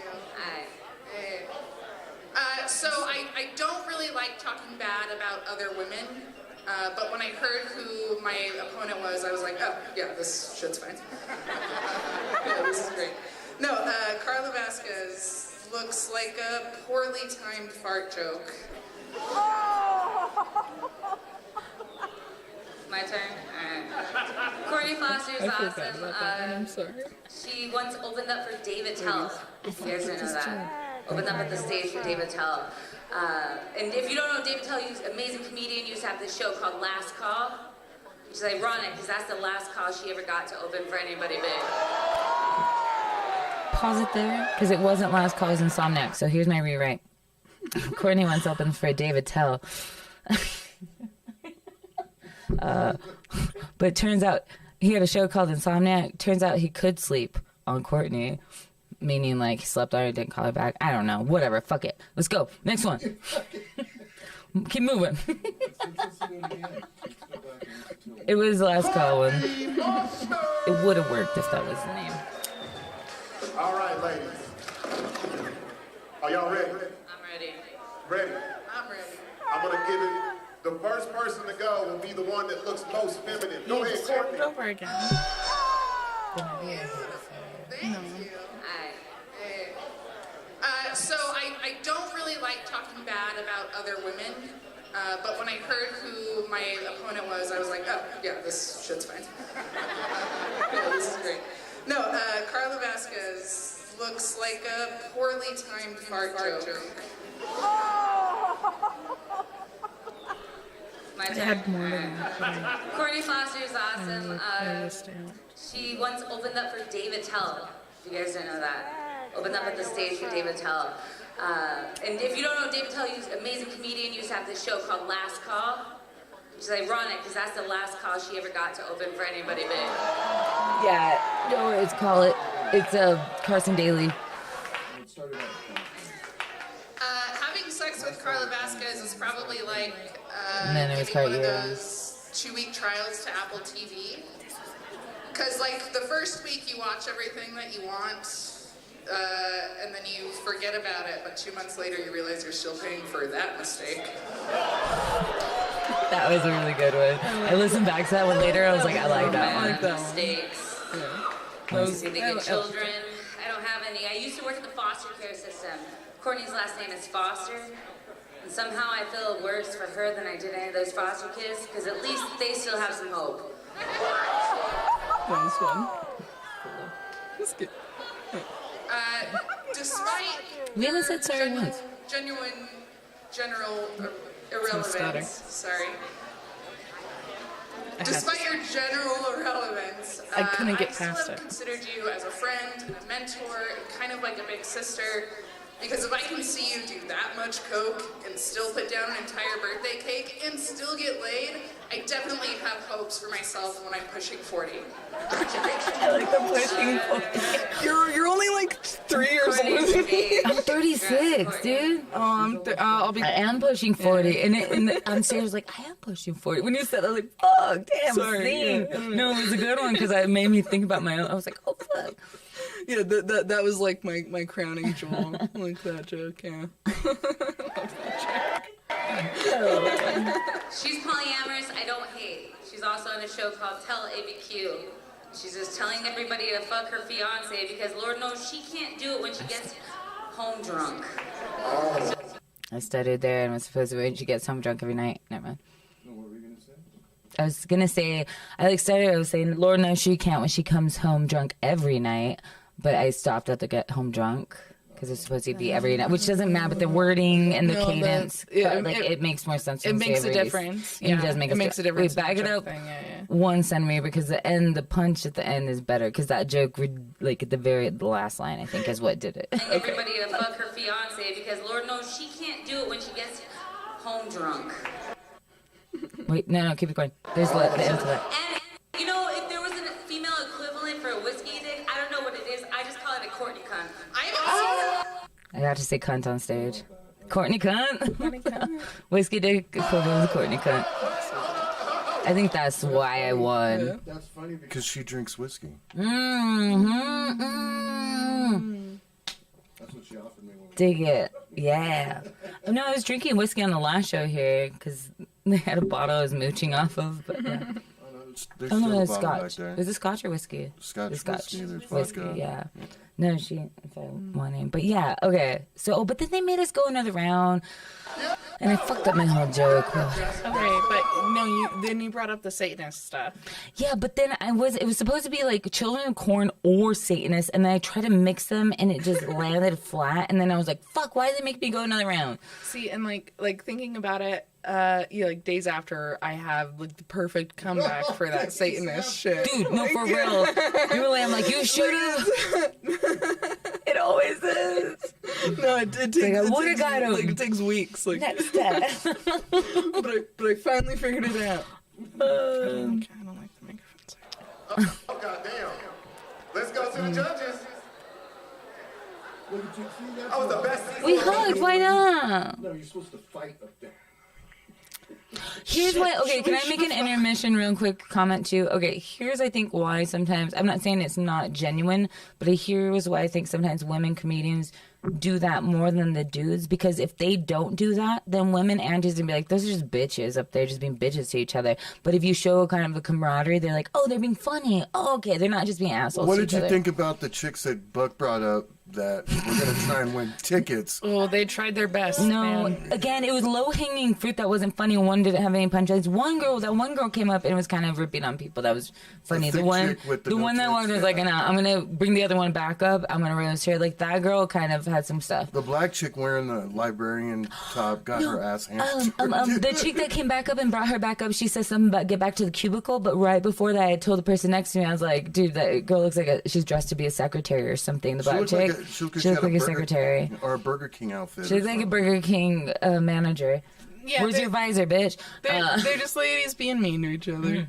But Patty did say afterwards, she's like, I was glad you guys didn't attack each other for your looks too much, because a lot of times women do that, or women attack their own looks where it just degrades ourselves, and it's like, nah, dude, let's fucking, and I'm not talking about whatever, but you can say shit with being degrading to yourself without making all women be like, yeah, because I'm a woman, because everybody's gonna be like, oh, you shitty woman. No, it's be like, hey, I'm not sweet because I'm a woman. There's a difference between being a woman and I'm a woman. Have you ever watched that like South Park thing, like, women are funny, say vagina? Yeah, let Patty on the mic real quick. Say vagina. Yes, please. Patty's walking up to be on the Larry's mic. Steal that. Yes. The only reason why I said that was because that's all you hear. Yes. At those comedy. You look like you could live on the street. Yes. So fucking boring. Women You guys and were men. original. Women and men, and we went like a little obscure, which I like you and your jokes anyway, because we can be a little obscure. So we like kind of took things and ran in different whatevers, which I liked. We were like, hey, you redheaded son of a bitch. Like, even though I did say something at the end joke about you being a redhead, but it wasn't like, whatever. There's so many gender jokes you could have done, like, just like. Exactly, but I didn't want it, like, because again, it could have been low hanging, but I don't know. I think for me, I just want to, again, own the joke and feel like it's mine and not somebody else could have written it for me. Whereas if I'm, to be fair, if I'm roasting a dude, I'm going to be like, oh yeah, you look like a potato. Actually, to be fair, if I was roasting a dude, I'd go on his like smart. Because you there are. is a thing, like I said, it's like this woman on woman thing that people see, and like, oh, they're just being bitches to each other. Or Nobody's it's girl, thinking or that. girls That's are being like, their own oh, shit. no, you're the man. Yeah, Patty, you am I don't right? get it. You Or don't girls get will be it. like, those women are hating on each other. You shouldn't do that because No. we should love each other. You don't fucking get it. And I'm not saying it's fake because whatever, but I am very happy with the closeness in the scene. A, of all comedians, but B, with the women in the scene right now. Because it was, I mean, I was barely in it before this, but like, it feels real. It's not just disingenuous. I know I can count on you guys. Jess, like Holly, Mary Jess, Bird, Mary, Katja, A-Marie, who after Marie, this, actually Allie. tonight. Yeah. A-Marie has a show after this tonight. I can't remember the other female's name on it. I think a friend from New York. Karen. Yeah, Karen's fucking on it. Isabel. Yeah. Yeah, we have so many. If I forgot any of the women's names. Yeah, I'm sorry if I left anyone. Dulcie's a new one. Dulcie. Melissa's even tried. Okay. Fuck. Zoe's tried. I've been doing it lately. No, Zoe's been great. We have like 12-ish people. 12. Okay, this is the last. Oh, this is the judging of. Oh, he said it's the meanest episode of Mean Girl. Meanest. I think I'm gonna get sued for setting this one up. I thought we get a big Bronzy. trouble. Oh my god. Yeah, I don't know. I think the crowd won that one. I can't figure it out. I'm asking one more joke. Let's go one more joke. No. Not yet. Not yet. Thank you. Whatever the opposite of the Bedell test is, that was it. That's only for nerds. And we all have glasses, so they know what I mean. That was the meanest episode of Daria I've ever seen. I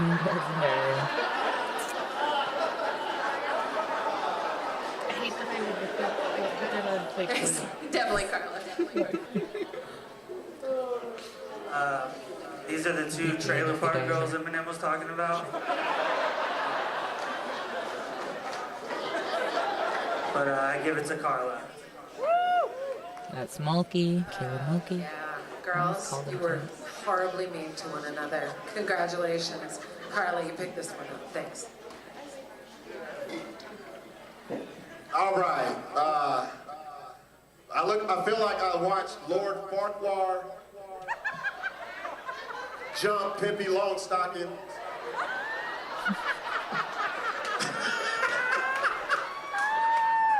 That was the best Uber fight that I ever saw in my fucking life.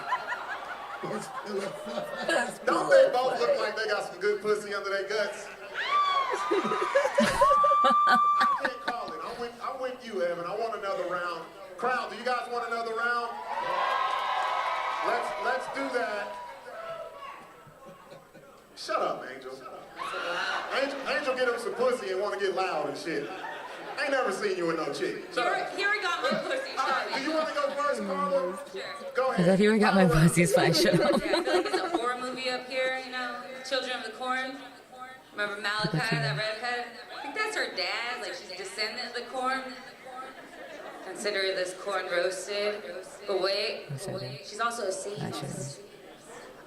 And she's a redhead, so both explain the dead look in her eye.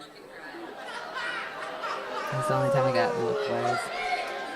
They didn't like it. They're like, see, they were like, she's being a bitch. She's like, I am really glad that your mom's not around to see this happen.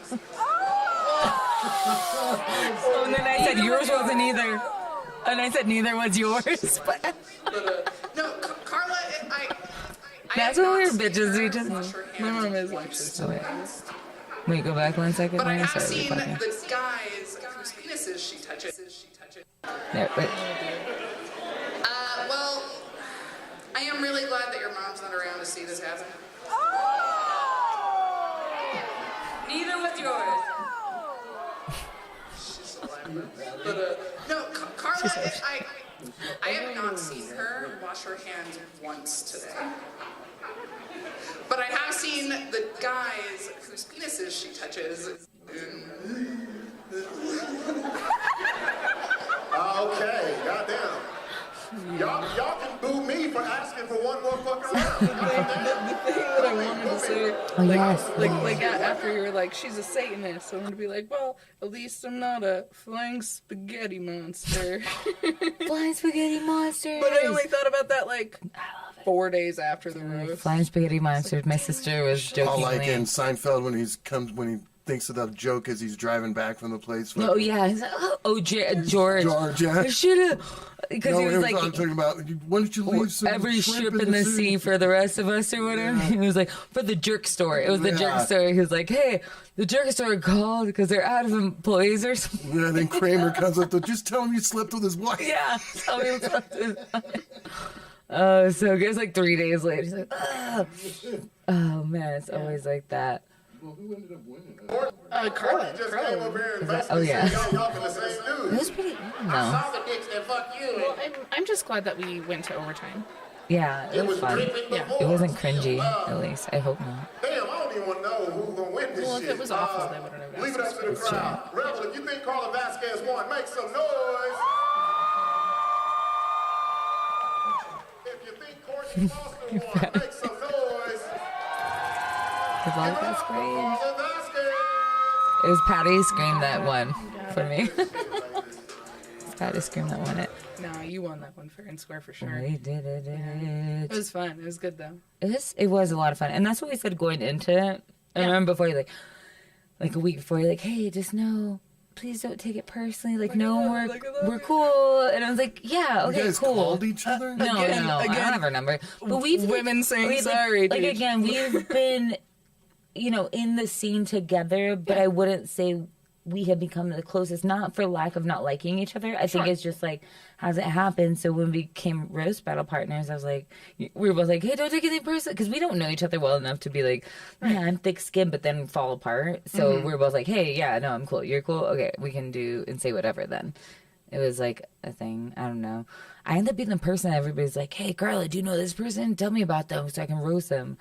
Nate Todd, and then watching Tierney's podcast on here to try to roast him. And then Tierney ripped the shit out of him. Tierney needs to come out more. Tierney Staley. Did he lose? No, he didn't lose. I think he won. Tierney, you need to do more roasts, and When did he you need to go do on? more. They were first. I think Tierney's on next. They were first. It was him and Nate Todd. They were first. Get y'all ass Yep. off. Because I remember. I'm pretty.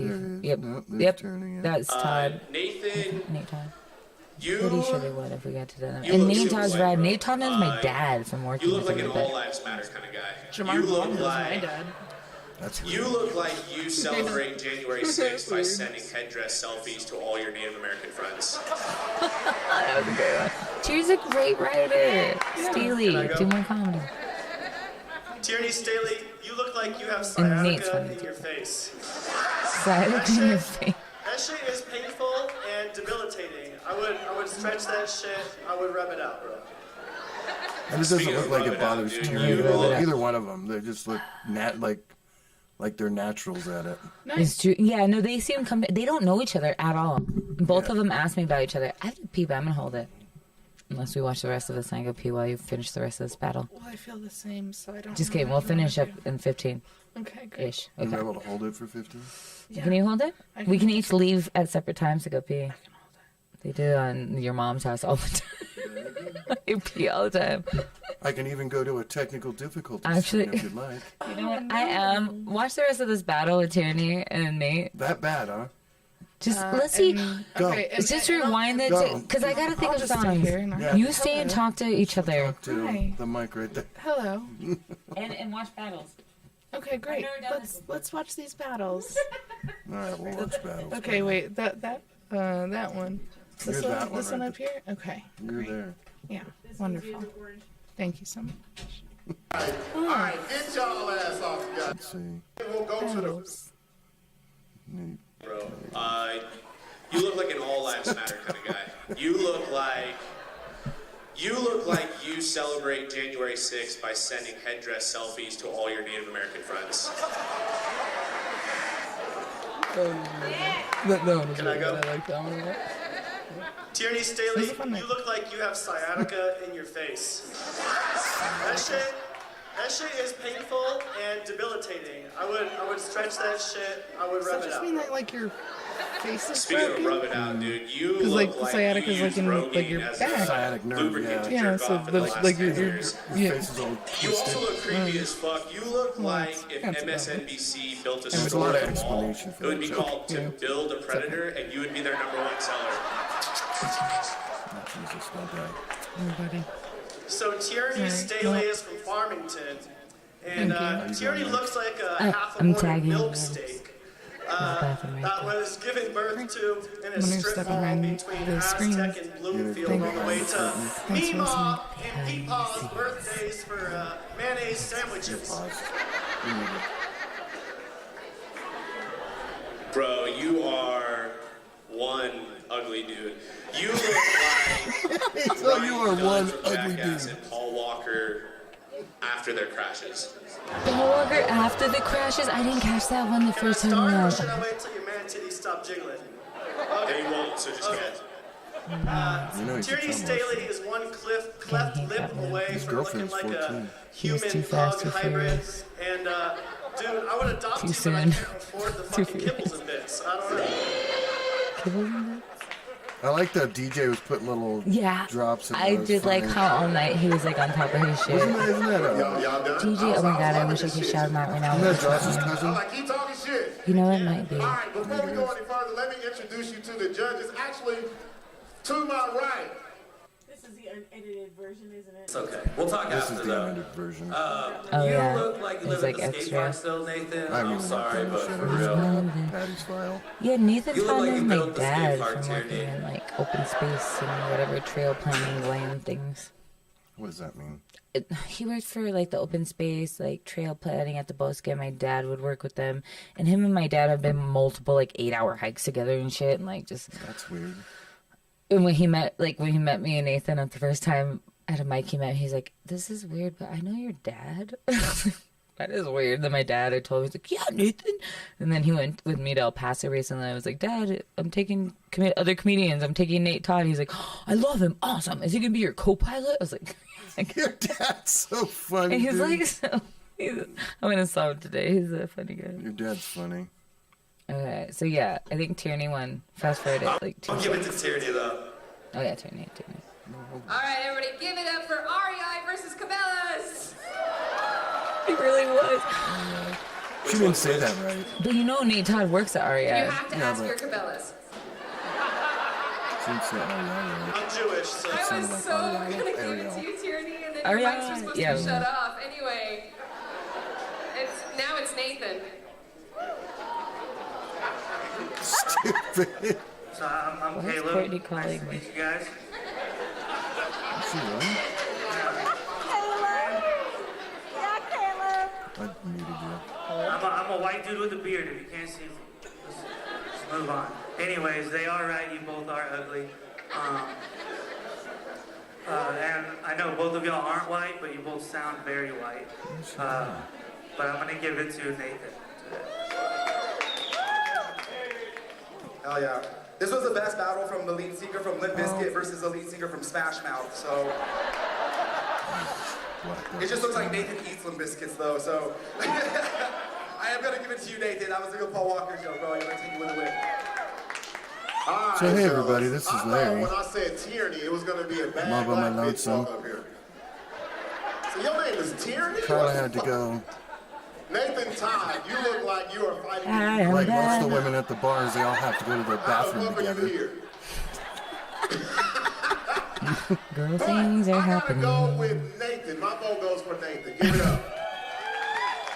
Oh yeah. So let's go to the crowd.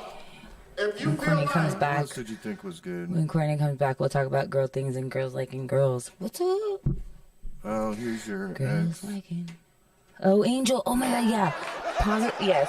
Just look at his outfit. He came out in a full wrestling leotard with the helmet and everything. The helmet was just like the cherry on the cake. Oh my God.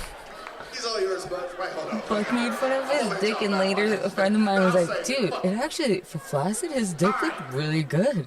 Like, I'm sure that grew. Who in the fuck would bring for that being, up? like, meaning that he's... Another guy or a chick? A chick. Meaning that was scrawny and skinny and being like, no, he was giving me shit, but it was... I'm not saying anybody of it. I'll tell you later. No, I'll tell you later. I can't think. Whatever, I digress. Is that how he got that chick? Or showing up in that outfit? They're both just nerds, maybe. I don't know. Toes. Doesn't count because that's his balls. I honestly, I didn't really pay attention to May's jokes because everybody was so excited about. Yeah, he didn't. So Kurt is actually one of he helps run 101.3 The Hustle. He's a music director. He's a music director there, and he was the judge of the last Gong show, and was like, I want to do the roast. Yeah. So he got on the roast.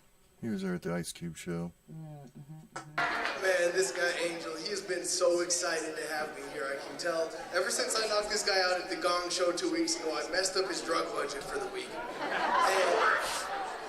And he's excited because he's like, this guy's not a comedian. I have never been on stage before. This is my very, very first time. Everybody's expecting me to freeze out. But they gave me Angel my first round, so this is like trying to fuck a fat chick for your first time. I didn't get that one. Still can't do it. That's what I'm saying. And see, and then he's like, he still can't do it. Angel's gotten quick. Like, Angel's at that point, he's been doing it long enough that he can be, like we talked about, like in the moment and have like rebuttals and like make up shit. Yeah. He's really quick. Yeah. I like talking shit to him.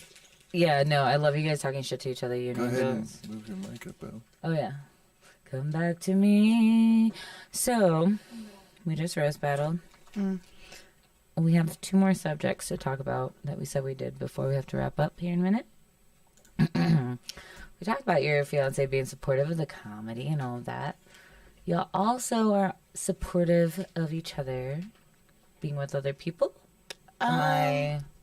Yeah, how does that work? My stretching. No, yeah, I like to call it flexible monogamy. Flexible monogamy.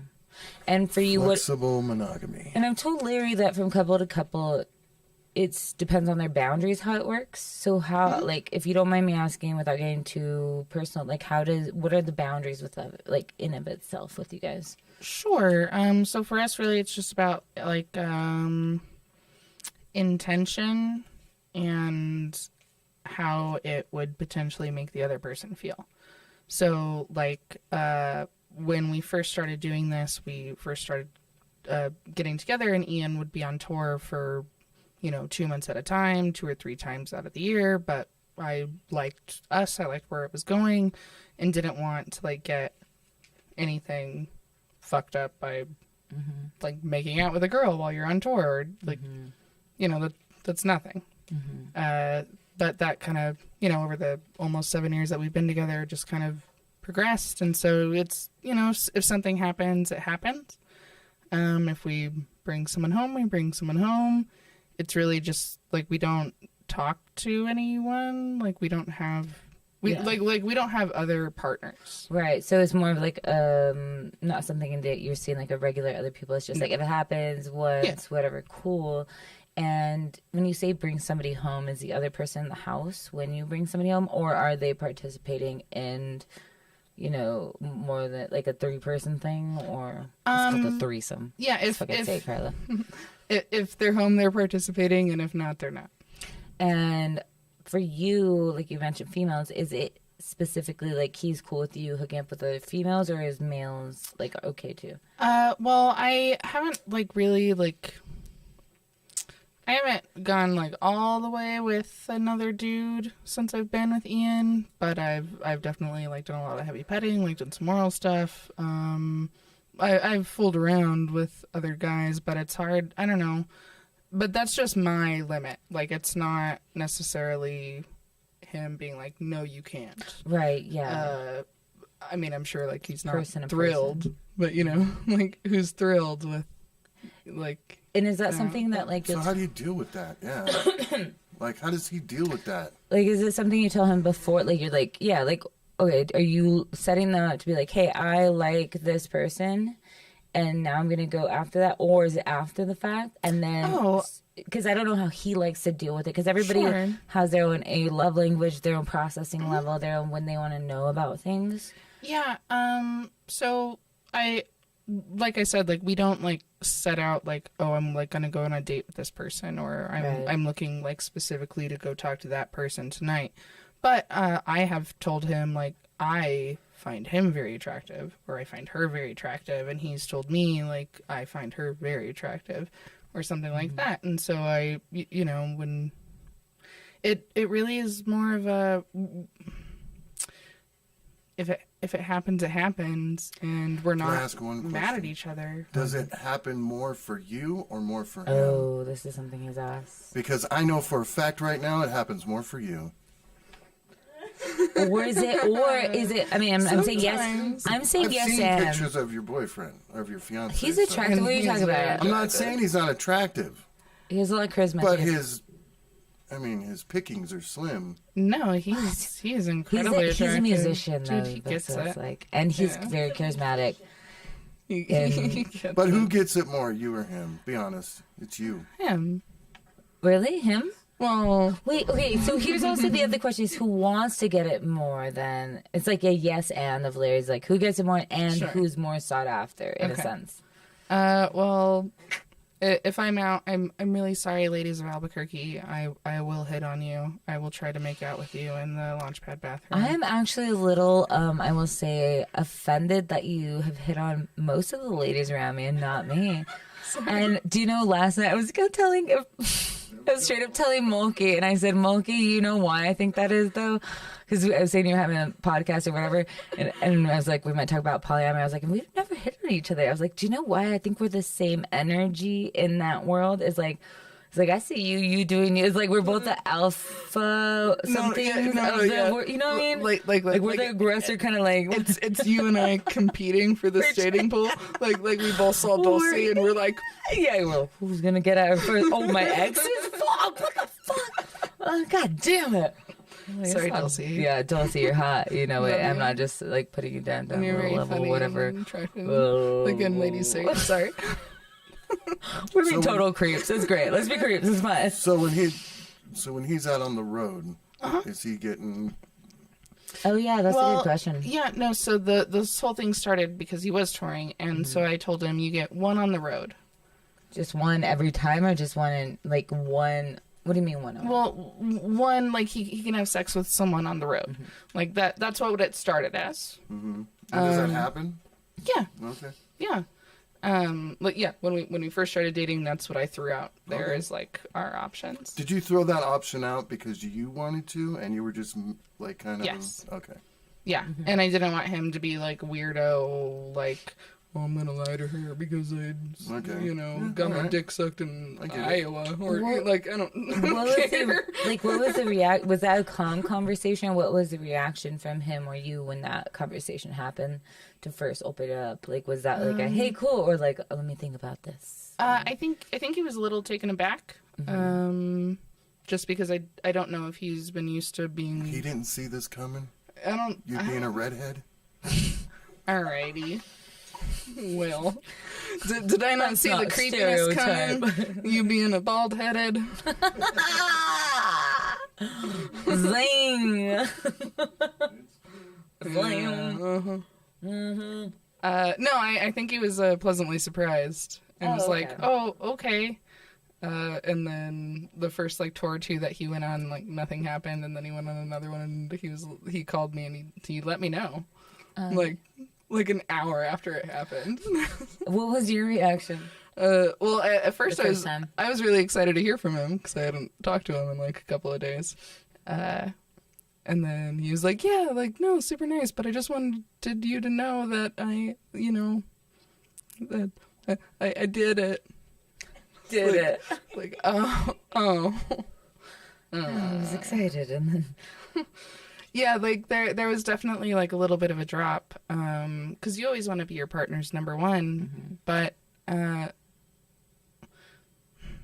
feel like a little bit of jealousy goes a long way, and it can go a long way in a good way, and I, like, really, at the end of the day, it doesn't matter. Like, I want to get drunk and make out with that person at Launchpad. Ooh, I made out with a dude. I made out with Tito. Wait, Tito? I made out with Tito. Sorry, hi Tito. What's up? Go see him at dinner tonight. I made out with Tito on the patio of Launchpad during a Russian Girlfriend show. Yes, Russian Girlfriends is her fiance's band, and so you were making out with Tito on the... Yeah. Did you hurt your neck having to lean down to kiss him? Tito's not that much. No, he's not that. He's like my height. Yeah, he's not that short. He's my height. That's 5'8". You're 6 foot. Anyway, never mind. But yeah, so that was bad. He's not short. He's a very attractive man. That was very a no-no attractive. on my part, because it goes back to intention and integrity. Like, sure, if I had made out with Tito at a house party, who the fuck cares? Making out with Tito during the band. Yeah, that was bad. That was a no-no on my part. So what does he say to that? Just, oh well. No, he shames me about it all the time. No, we talked about it, and wow. Yeah, like we're still getting married. Like oh yeah, of course. He proposed to me after the fact. Yeah. But no, it's. Do you think he's more comfortable with you hooking up with the girls? Oh, of course. Yeah, definitely. Mm-hmm. And is that something that you've invited into your relationship, like threesomes and things? I mean, not to. Oh, yeah. I'm not sure, but yeah. Yeah. And do you think that brings you closer? And extra question: who are these females you're bringing in? Oh, well, I'm not going to give you my sex the list. Launchpad, not names, but like, where do you meet them? Is it like, hey, we're at the Launchpad, make everyone to come home and they're down? Or is it like you're on a dating app looking for what is called a unicorn? Apparently is the third, there's a few, whatever. Yeah, so Ian had this lady friend that he met while he was touring, and she came into town and ended up kind of like staying for a while, so he had a living girlfriend for a little bit. Well, I mean, like, she had like a camper outside of our house because she had work to do, and now whatever, she stayed with us.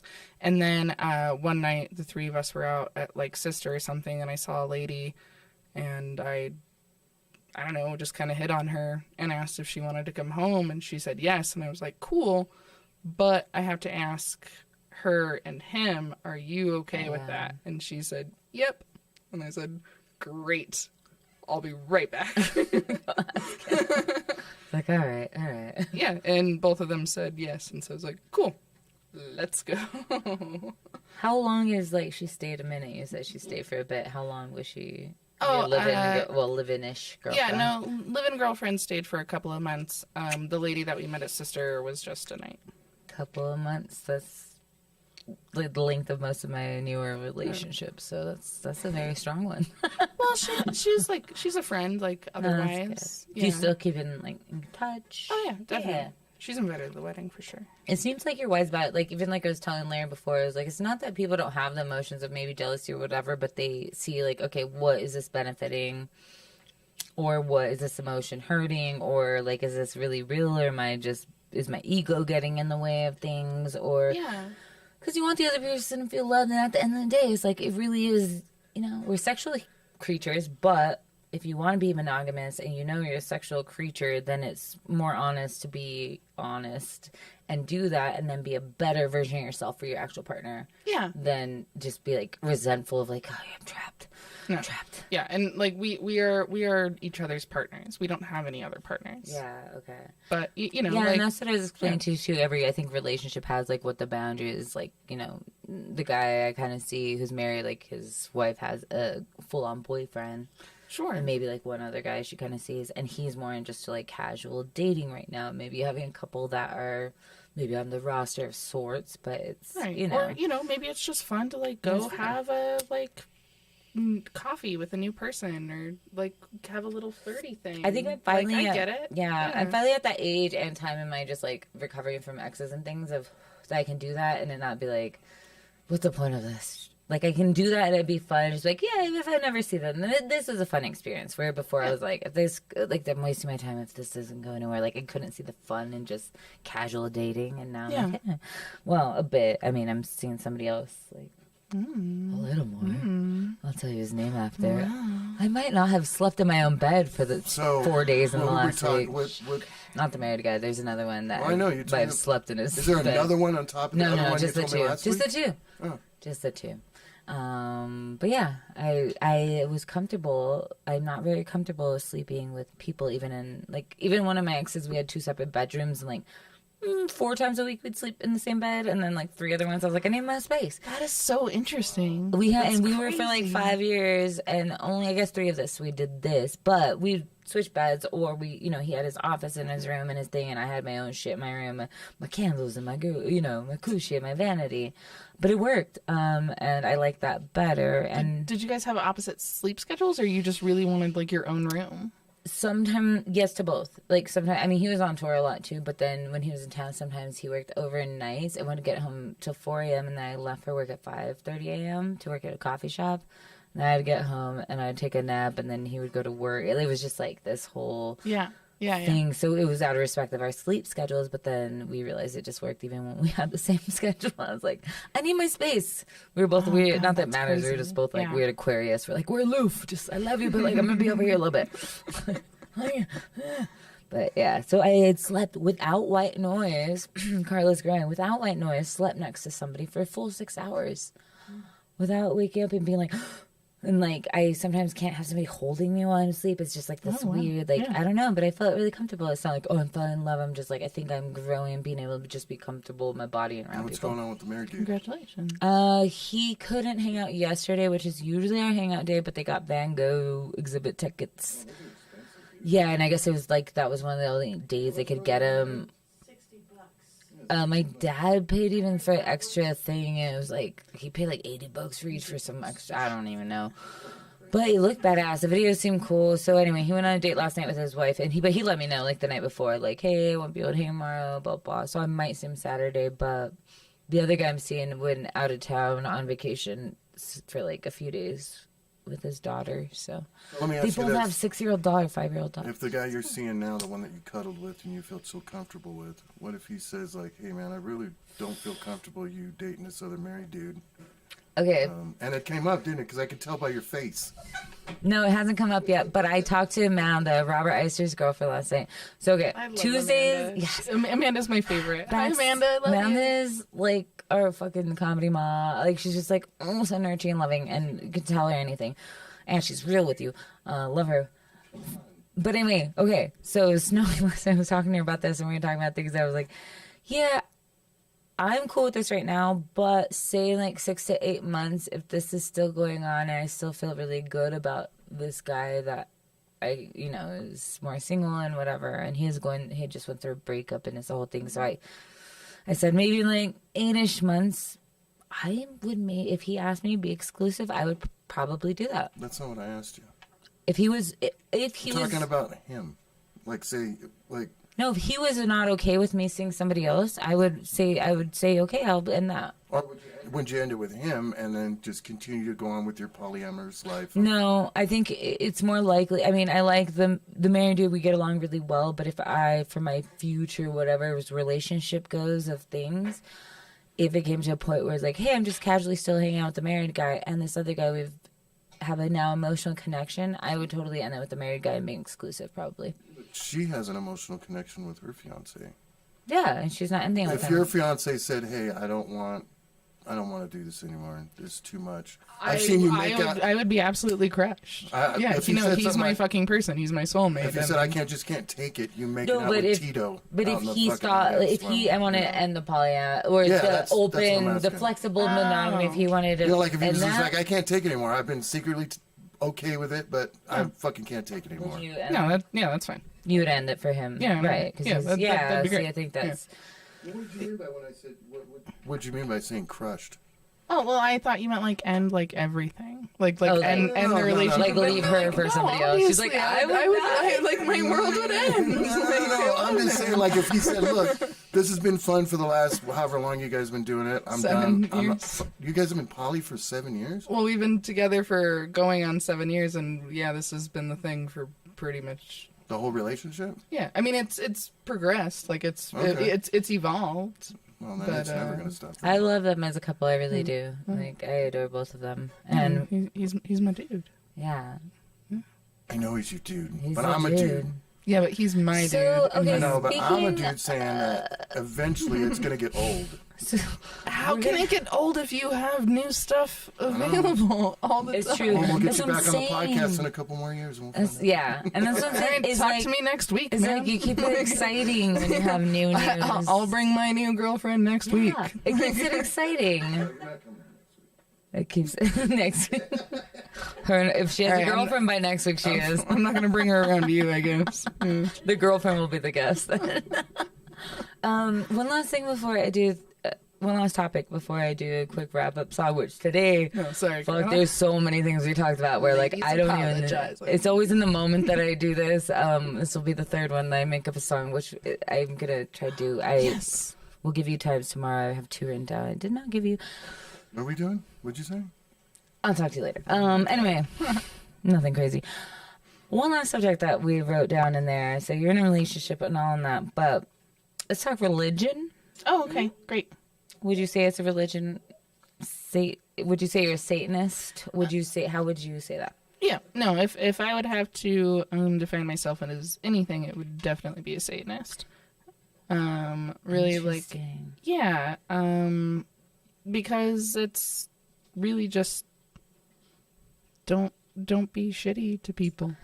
Isn't that what your take? Okay, let's back up. Yeah, like don't be shitty to people and like fuck everything else. Fuck everything else. Don't be shitty. Yeah. And that's the core of most religions. No, not really. In a way, they all want to believe to not do that, but I think some people take away that are good. Huh? Everybody's just like, let's not be shitty to each other, but then they can't do the right type of not being shitty to each other, so then they're all shitty to each other. No, Buddhist is the ultimate, like, we don't live and let live. But, okay, so how old were you when when you were drawn or started learning about Satanism? And well, I suppose I'm a new practitioner. I'm not, like, registered in the Satanic Temple or anything like that. But it is what I would align with most. So it's fairly recent, probably in the last, like, what was the church you said? 6 years. The Satanic Temple. Because we were also talking before, there's a few different branches of what you could study or be a part of or align with if you're going to be a Satanist. But this is just one of them. Right, because then you have the I can't pronounce it. Leviathan.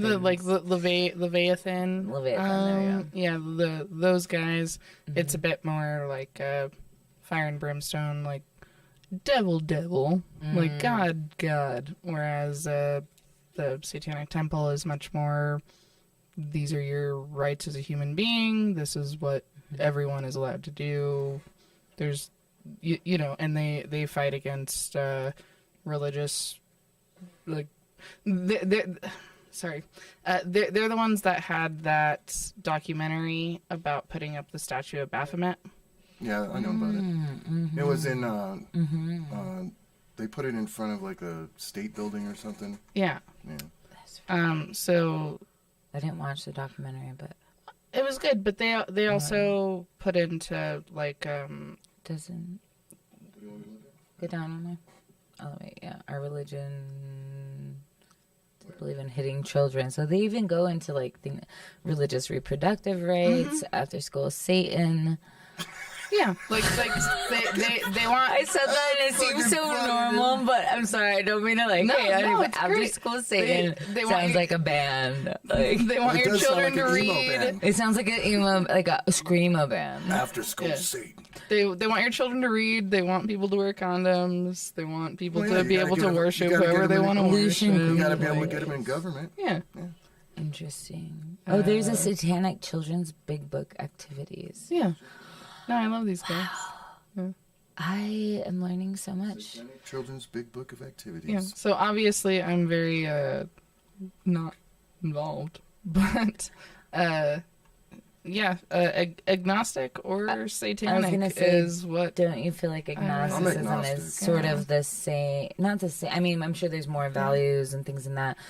Well, as agnostic, I'm just like, I don't fucking know. Live and let live. Like, I know what I feel. Bring but Satan like, home. We can bring it home. Let's bring it home. Let's bring it on home. Bring it on home to Satan Town.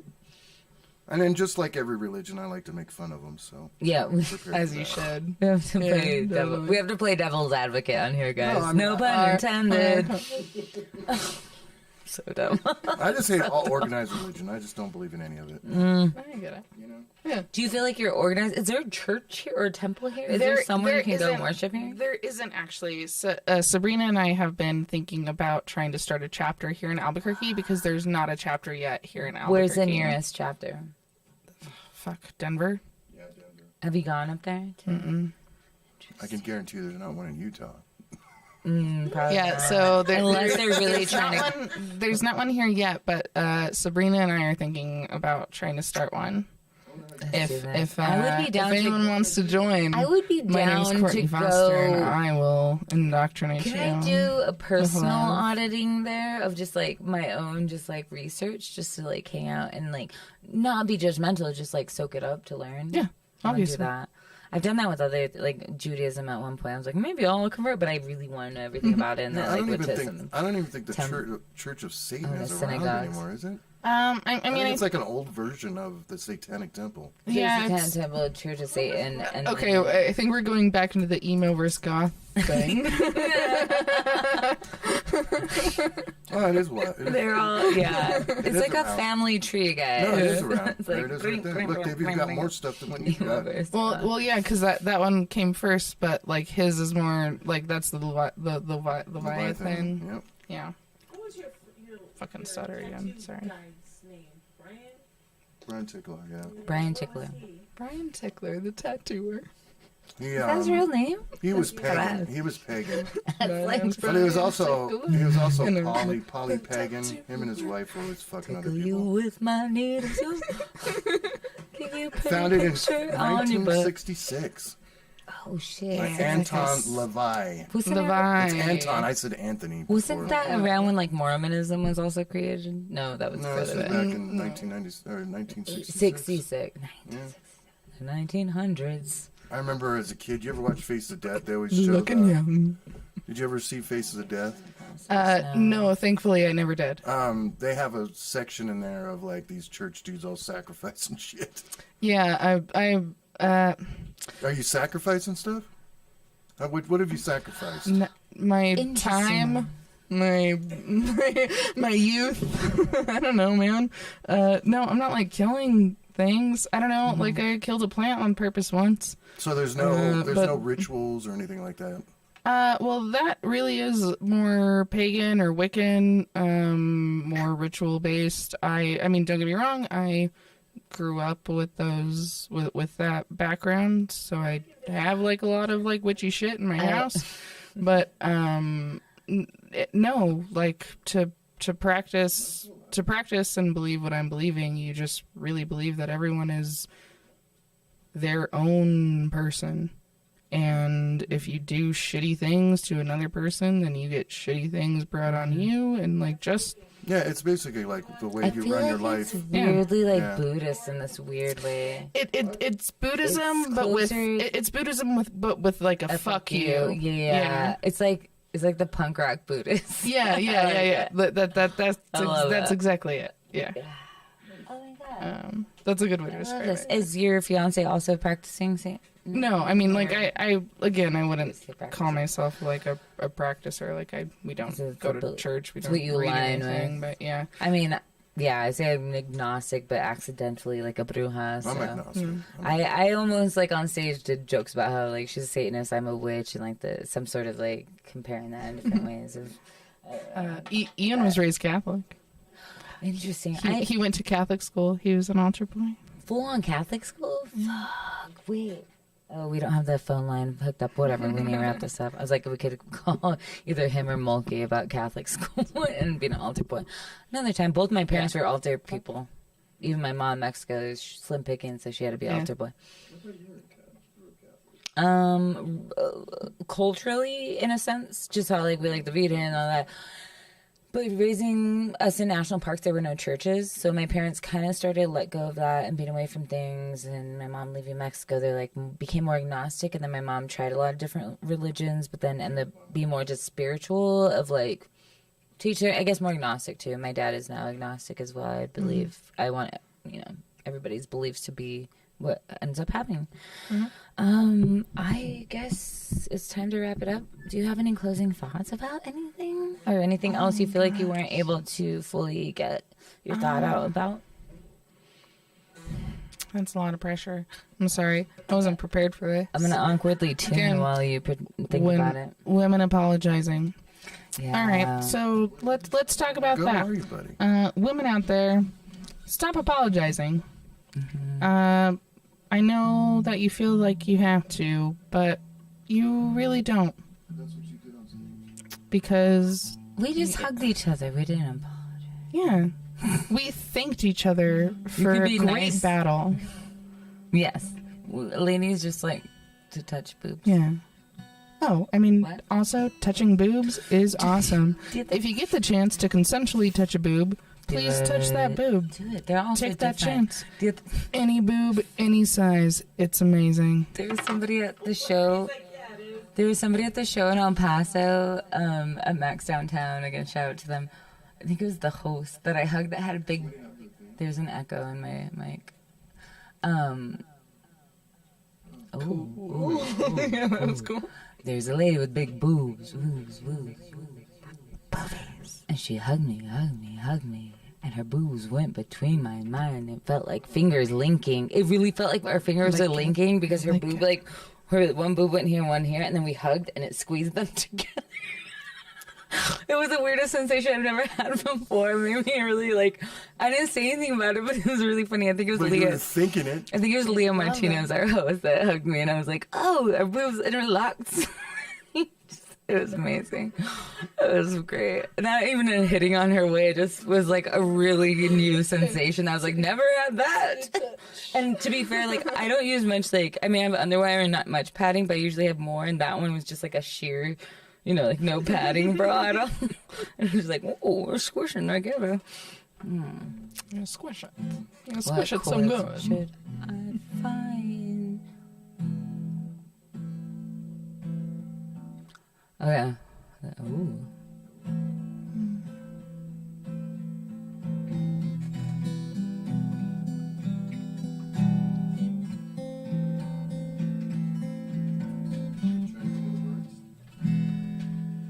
I'm just thinking of chorus now, too. Okay. Thanks for watching the show. I had Courtney Foster on. We talked about Satanism. To each their own. Open monogamy, be flexible, be like boobs linking. Ooh, she's a ginger, sometimes she sweats, sometimes her face turns red, sometimes her nose bleeds. I'll take my shirt off and wipe up your blood, Courtney.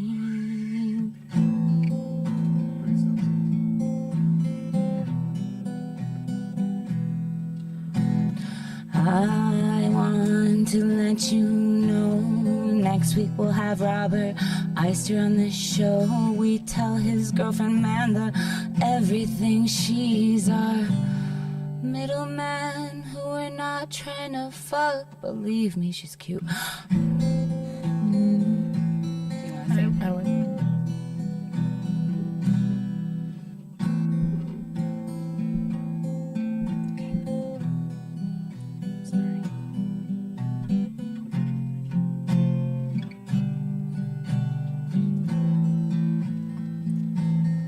Courtney Foster, my rose battle partner, opened up for David Tull. She also interviewed everyone else like Danzig, Moshe Kasher, Natasha, Lejaro. She also interviewed Louis Armstrong, Kevin Nealon, and Larry just shook his head and said Andrew WK is not a real singer. And sometimes we go on tour and we let our partners fuck other people. Speaking of, listen to Russian Girls, a really great band. Hi, and Russian Girlfriends, thank you. We didn't get to it, but Courtney is a host on Tell ABQ. Watch and listen, download things. She used to write for the Alibi, and then that died just like her eyes. Her soul was sold to the devil, right? Is that Satanist? I don't know anymore. What did we talk about? That's Buddhist. And I almost was into Judaism, but they wouldn't accept me. What? Roasting. Rose chords. I